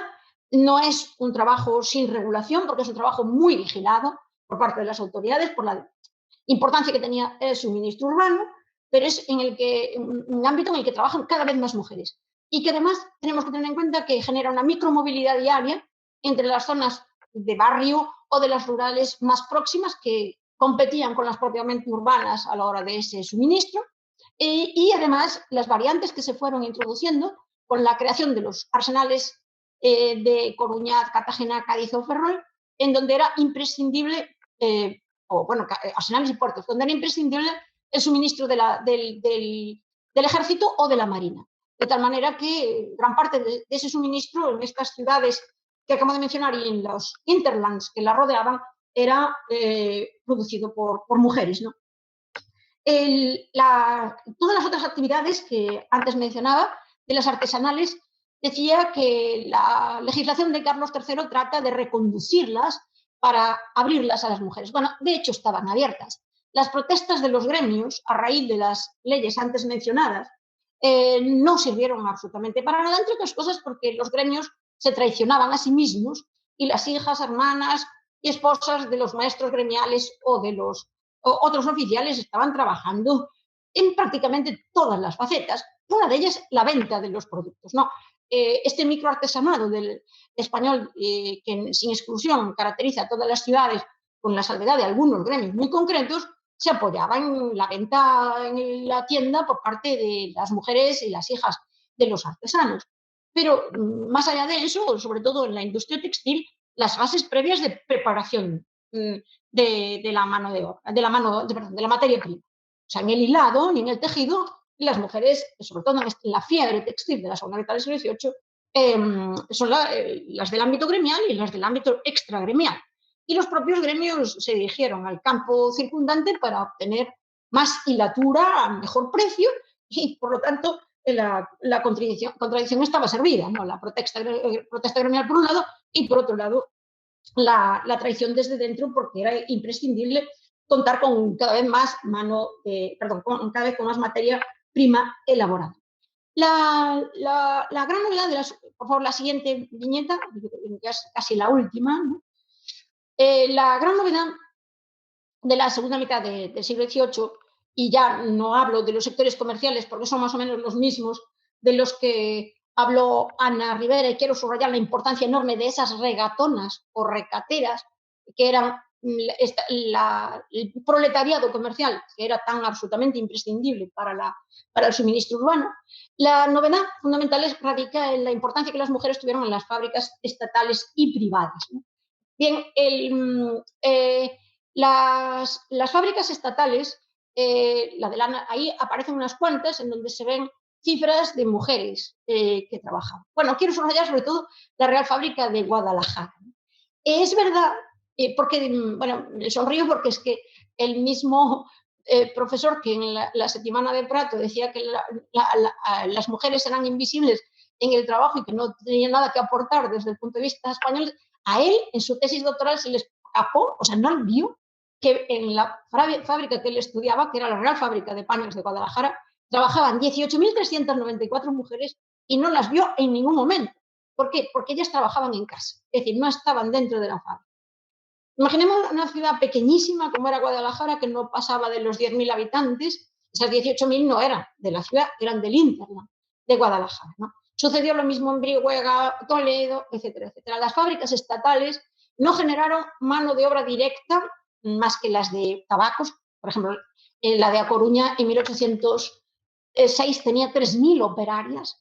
La de Sevilla, aunque la ópera Carmen idealizó estas mujeres, se dan sobre todo en el siglo XIX, en el siglo XVIII son menos, y lo cierto es que vino a ser una fuente de trabajo para las mujeres, una fuente envenenada, porque era un trabajo que se podía desarrollar desde muy temprano, la hilatura, era sobre todo la hilatura tanto de la lana como del lino, y por lo tanto las niñas a partir de los 3 años se podían incorporar a esa actividad.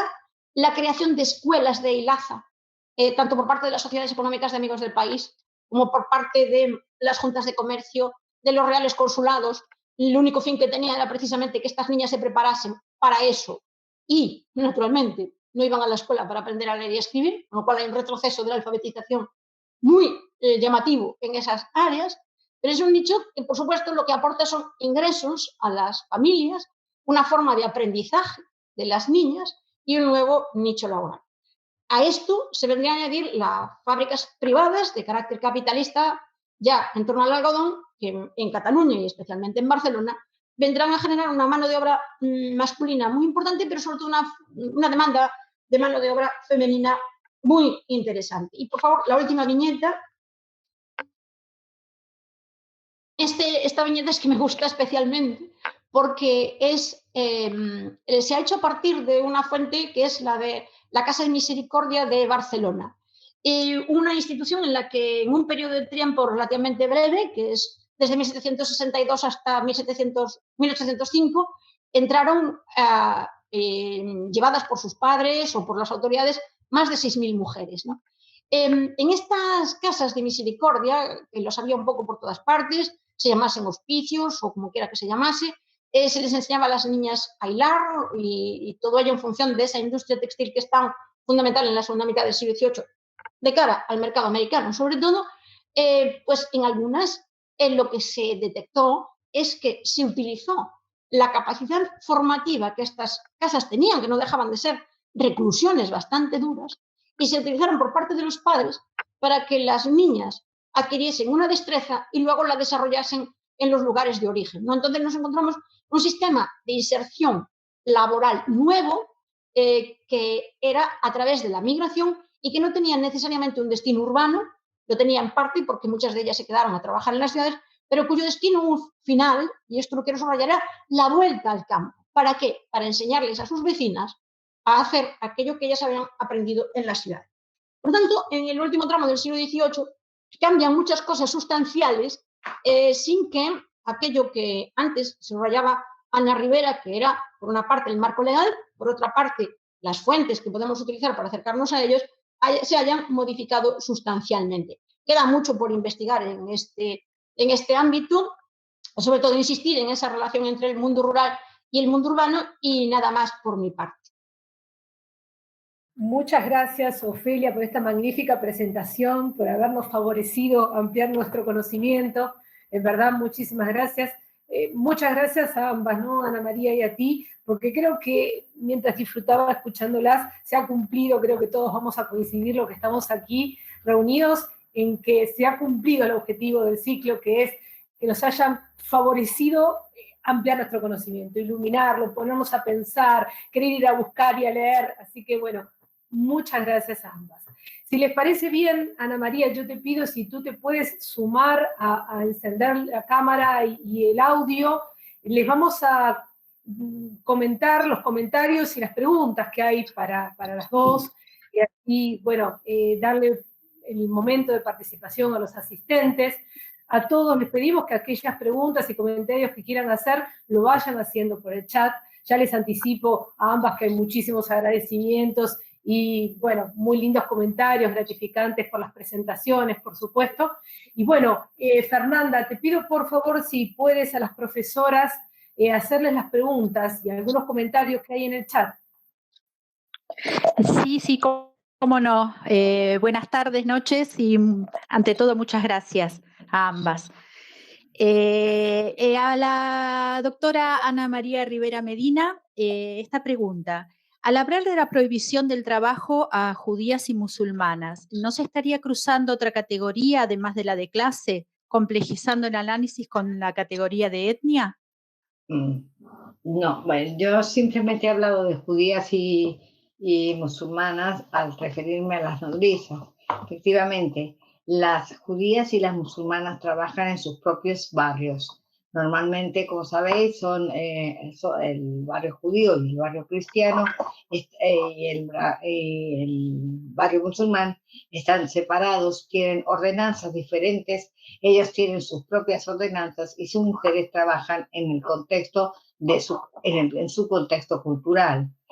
Por ejemplo, sí hay alguna judía que fue nodriza, como la nodriza de los hijos del banquero Santander, estuvo trabajando para él y amamantó a su hijo hasta los 5 años, pero normalmente las juderías y los barrios musulmanes tenían sus propias ordenanzas municipales y el ordenamiento para el trabajo de las mujeres del grupo, pero pocas veces se mezclaban en la vida urbana, en la ciudad y en el trasiego, para nada. No sé si he respondido totalmente a su pregunta. Sí, doctora. Y la otra también estaba relacionada un poco a la pregunta anterior, si en los arrabales también se prohibía el trabajo de mujeres judías y No, musulmanas. no, los arrabales, mire, ya lo dicen los trovadores, que en los arrabales todo se puede hacer. Los arrabales es una zona desurbanizada, pero urbanizada, incivilizada, pero civilizada a su manera, en la medida que allí se van a instalar todas las industrias que sean nocivas para la vida urbana, como pueden ser las curtiembres, las tintorerías, etcétera. Y entonces, es más, hay una teoría de la historiografía centroeuropea que representa Sansonovich con sus estudios sobre los arrabales del centro de Europa, donde indica que precisamente el fluir de la vida urbana y el inicio del capitalismo y de la industrialización surge precisamente de los arrabales. Por otra parte, hay un estudio de un profesor español, que en este momento no recuerdo su nombre, pero que es catalán, que trabaja los arrabales de Barcelona, perdón, no lo recuerdo, se lo puedo pasar después a la profesora Zapatero, pero que analiza cómo la incorporación de las órdenes mendicantes organiza, da cierta estructura urbana semejante a la de intramuros en los arrabales y organiza las calles de los arrabales por etnias, por categorías laborales, por industrias, etcétera. Es decir, que en los arrabales todo es posible, ¿no? Y se entrecruzan clases y se entrecruzan etnias y se entrecruzan culturas, porque además los arrabales son jurisdicción, constituyen parte de la jurisdicción municipal y son reconocidas y visitadas todos los años por los consejos. Y se hace una gran fiesta en los días que los consejos van a hacer las visitas a los arrabales, ¿no? Y terminan todos alternando con las mujeres malas de los arrabales, pero bueno, eso es otra historia. Pero le quiero decir que, aunque estén fuera de los muros, tienen tanta o más vida industrial y económica que dentro de los muros. Y allí no se mira la identidad de casi nadie, por decirlo. En los arrabales, por ejemplo, habitaban o residían las mujeres que inmigraban desde el interior de la península a la costa, que no pueden integrarse en las ciudades portuarias del norte peninsular y que se acomodan de alguna manera en los arrabales. En los arrabales también están algunas mujeres que han sido desterradas por meses o años de las urbes de intramuros por alguna conducta deshonesta o por alguna conducta poco moral. Es decir, que es un fluir de gente. En los arrabales están todas las industrias relativas a la actividad portuaria, es decir, por ejemplo, todos los talleres, todas las gradas, etcétera, se sitúan en los arrabales. Entonces ahí hay muchísima industria y muchísima interconexión cultural, independiente de la clase y de la etnia. Muchísimas gracias, doctora Rivera Medina. Bueno, hay algunas preguntas también para la doctora Rey Castelao. En principio, un comentario sobre la construcción de la idea de marginalidad de la economía femenina, si va en sintonía con la idea de invisibilización de las mujeres. Las fuentes revelan la creación de valor y el dinamismo que el trabajo femenino siempre le imprimió a la economía. Sí, el cálculo de la tasa laboral, digamos que no es para nosotros más que poder establecer un nivel mínimo en que extraigamos del todo la idea de marginalidad, en un doble sentido. Es decir, el número de las mujeres que trabajaban y, en segundo lugar, la aportación económica real que hacían a las economías domésticas. Esto es fundamental en el caso de las casadas. Para las solteras, por supuesto, era su propia independencia, ¿no? En muchos casos. Y para las viudas, una necesidad que era la de la cobertura de sus propias necesidades y las de sus hijos, ¿no? Pero el caso más interesante, naturalmente, cuando se habla de la economía, de que su aportación es marginal, siempre se refieren a las casadas, como si lo que ellas aportasen era algo de puro complemento. Y lo que ha hecho Carmen Sarasua, sobre todo Sagana Real o yo misma, es ir a hacer un cálculo a partir de los niveles salariales que se declaran en el catastro de la Ensenada, que no dejan de ser niveles fiscales y por tanto hay que tenerlos con mucho cuidado, para ver cuánto de verdad, hasta cuál es la aportación real de las mujeres, sin contabilizar, por supuesto, el trabajo doméstico, es decir, el trabajo propio del hogar, ¿no? O sea, eso ya no hay forma de computarlo, pero sí lo que, digamos, que al final de la semana, al final del mes, entraba en dinero en la casa.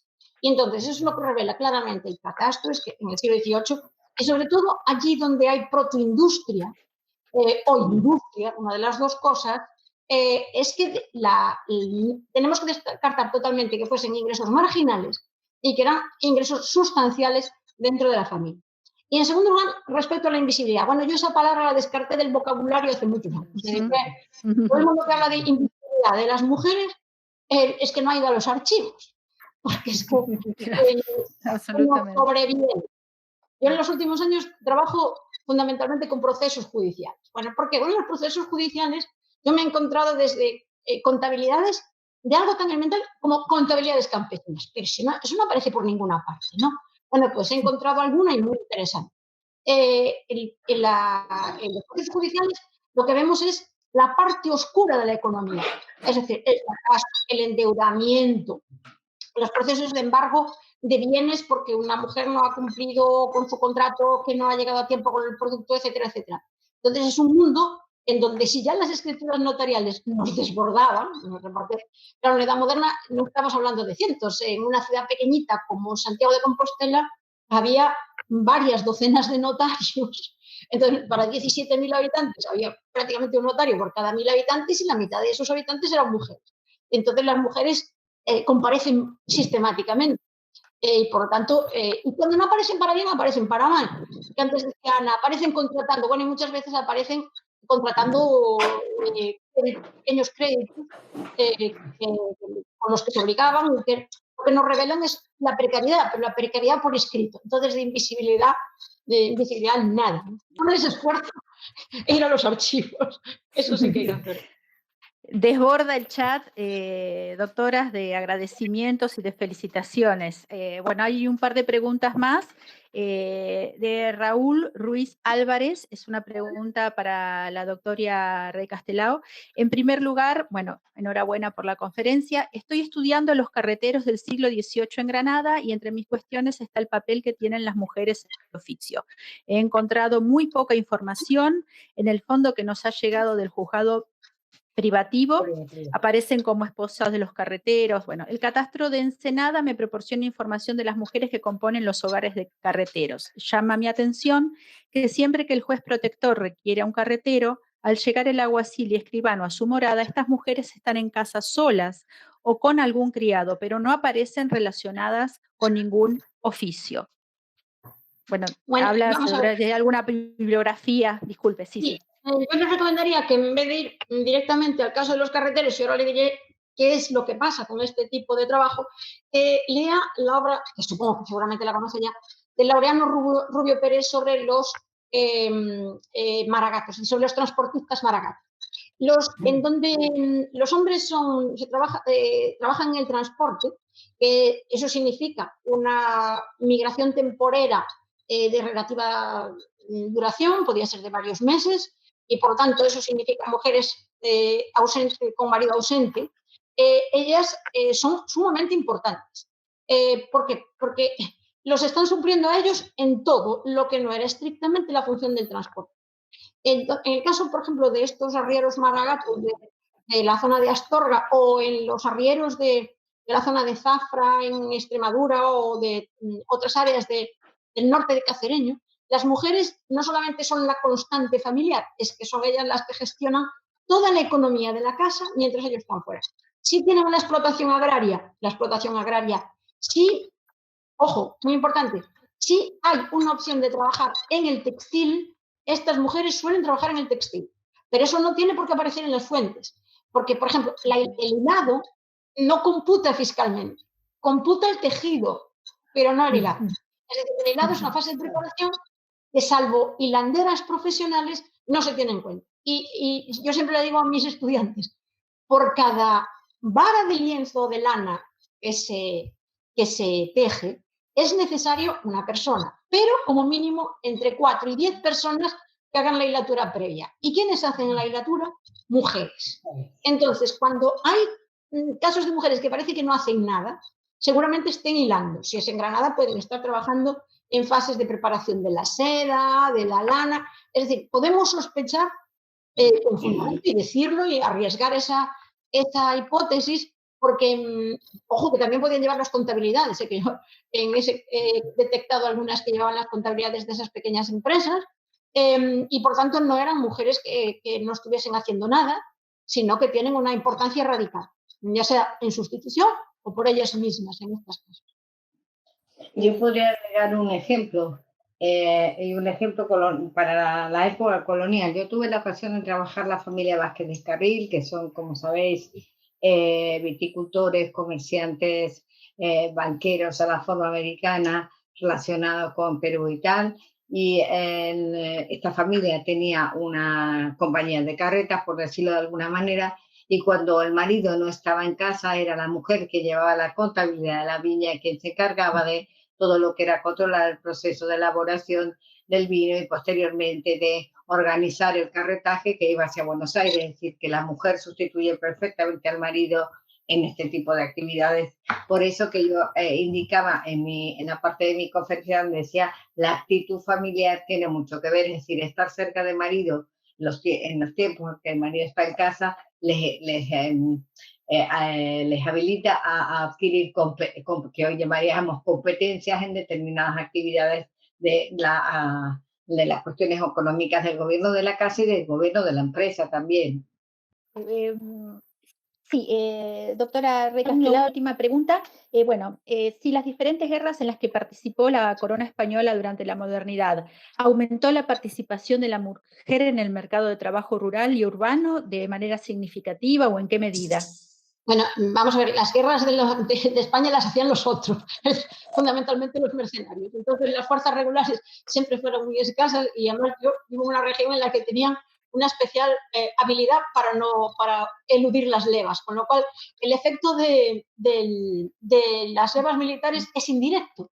Es decir, provocan una migración en el siglo XVIII sobre todo, que es del que yo estaba hablando, para eludir los servicios militares. Y una de las causas fundamentales es eso, ¿no? Entonces, en ese sentido, lo que los hombres dejan es espacios de trabajo que automáticamente eran cubiertos por las mujeres, pero esto sobre todo en el mundo rural y sobre todo en la costa. Tenemos que pensar que la regulación del reclutamiento de marina a partir de 1737, sobre todo ya antes, va a generar un cambio sustancial del sistema económico de la costa, en donde a ellos se les otorga el monopolio del mar, pero a sus mujeres también se les salieron muy beneficiadas en el sentido de que van a obtener el monopolio del control de la playa, es decir, de la obtención de mariscos, de algas, de todo aquello que podía luego servir para el cultivo de la tierra, ¿no? El efecto indirecto, por ejemplo, sí se nota, pero no de la actividad militar en sí, sino de la preparación de la guerra, que sería algo diferente, que España en sí misma, después de la guerra de sucesión, apenas es objeto de guerras extensa ninguna, sino muy localizadas, es la creación de las capitales de departamento marítimo, los grandes arsenales, y que son verdaderos, como diría yo, concentraciones masculinas. Aquí al lado mismo nosotros tenemos Ferrol, que pasó de 5.000 habitantes a 28.000 en apenas 15 años, y Cartagena, que llega a los 40 y tantos mil, Cádiz, que sobrepasa los 100.000, y que es una economía en torno a la marina y en el caso de las capitales militares en torno al ejército. Y en este sentido, las mujeres sí que encontraron mucho espacio laboral, sobre todo en el suministro diario. No, por supuesto, al margen de ellas estaba la posibilidad de interferir en los grandes asientos de la corona, que era como se suministraban estas ciudades, ¿no? Pero sí en el suministro del día a día. Antes mencionaba la importancia de las bizcocheras, confiteras, sobre todo las fabricantes de galleta para los barcos, y por tanto hay una oportunidad nueva. En Cartagena, la producción textil para uniformes de la Marina llegó a emplear en algún momento una de las fábricas que yo conozco, bueno, a través de otro autor, naturalmente, ocupaba más de 700 mujeres, y así un poco por todas partes. Por tanto, digamos que es un efecto indirecto sobre el mercado laboral más que un efecto directo. Bueno, creo que ya hemos terminado con las preguntas y los comentarios. Gracias, Fernanda, por retransmitirnos el chat. Y bueno, queda agradecerles a todos la participación en este inicio de ciclo tan magnífico. Nuevamente darles las gracias a Ana María y a Ofelia por sumarse a estos proyectos y actividades de la Fundación. Y bueno, invitarlos el próximo miércoles, también a las 12 horas de la Argentina, que nos estaremos encontrando con Amelia Polonia y Emir Reitano. Así que, bien, muchísimas gracias, buenas tardes a todos.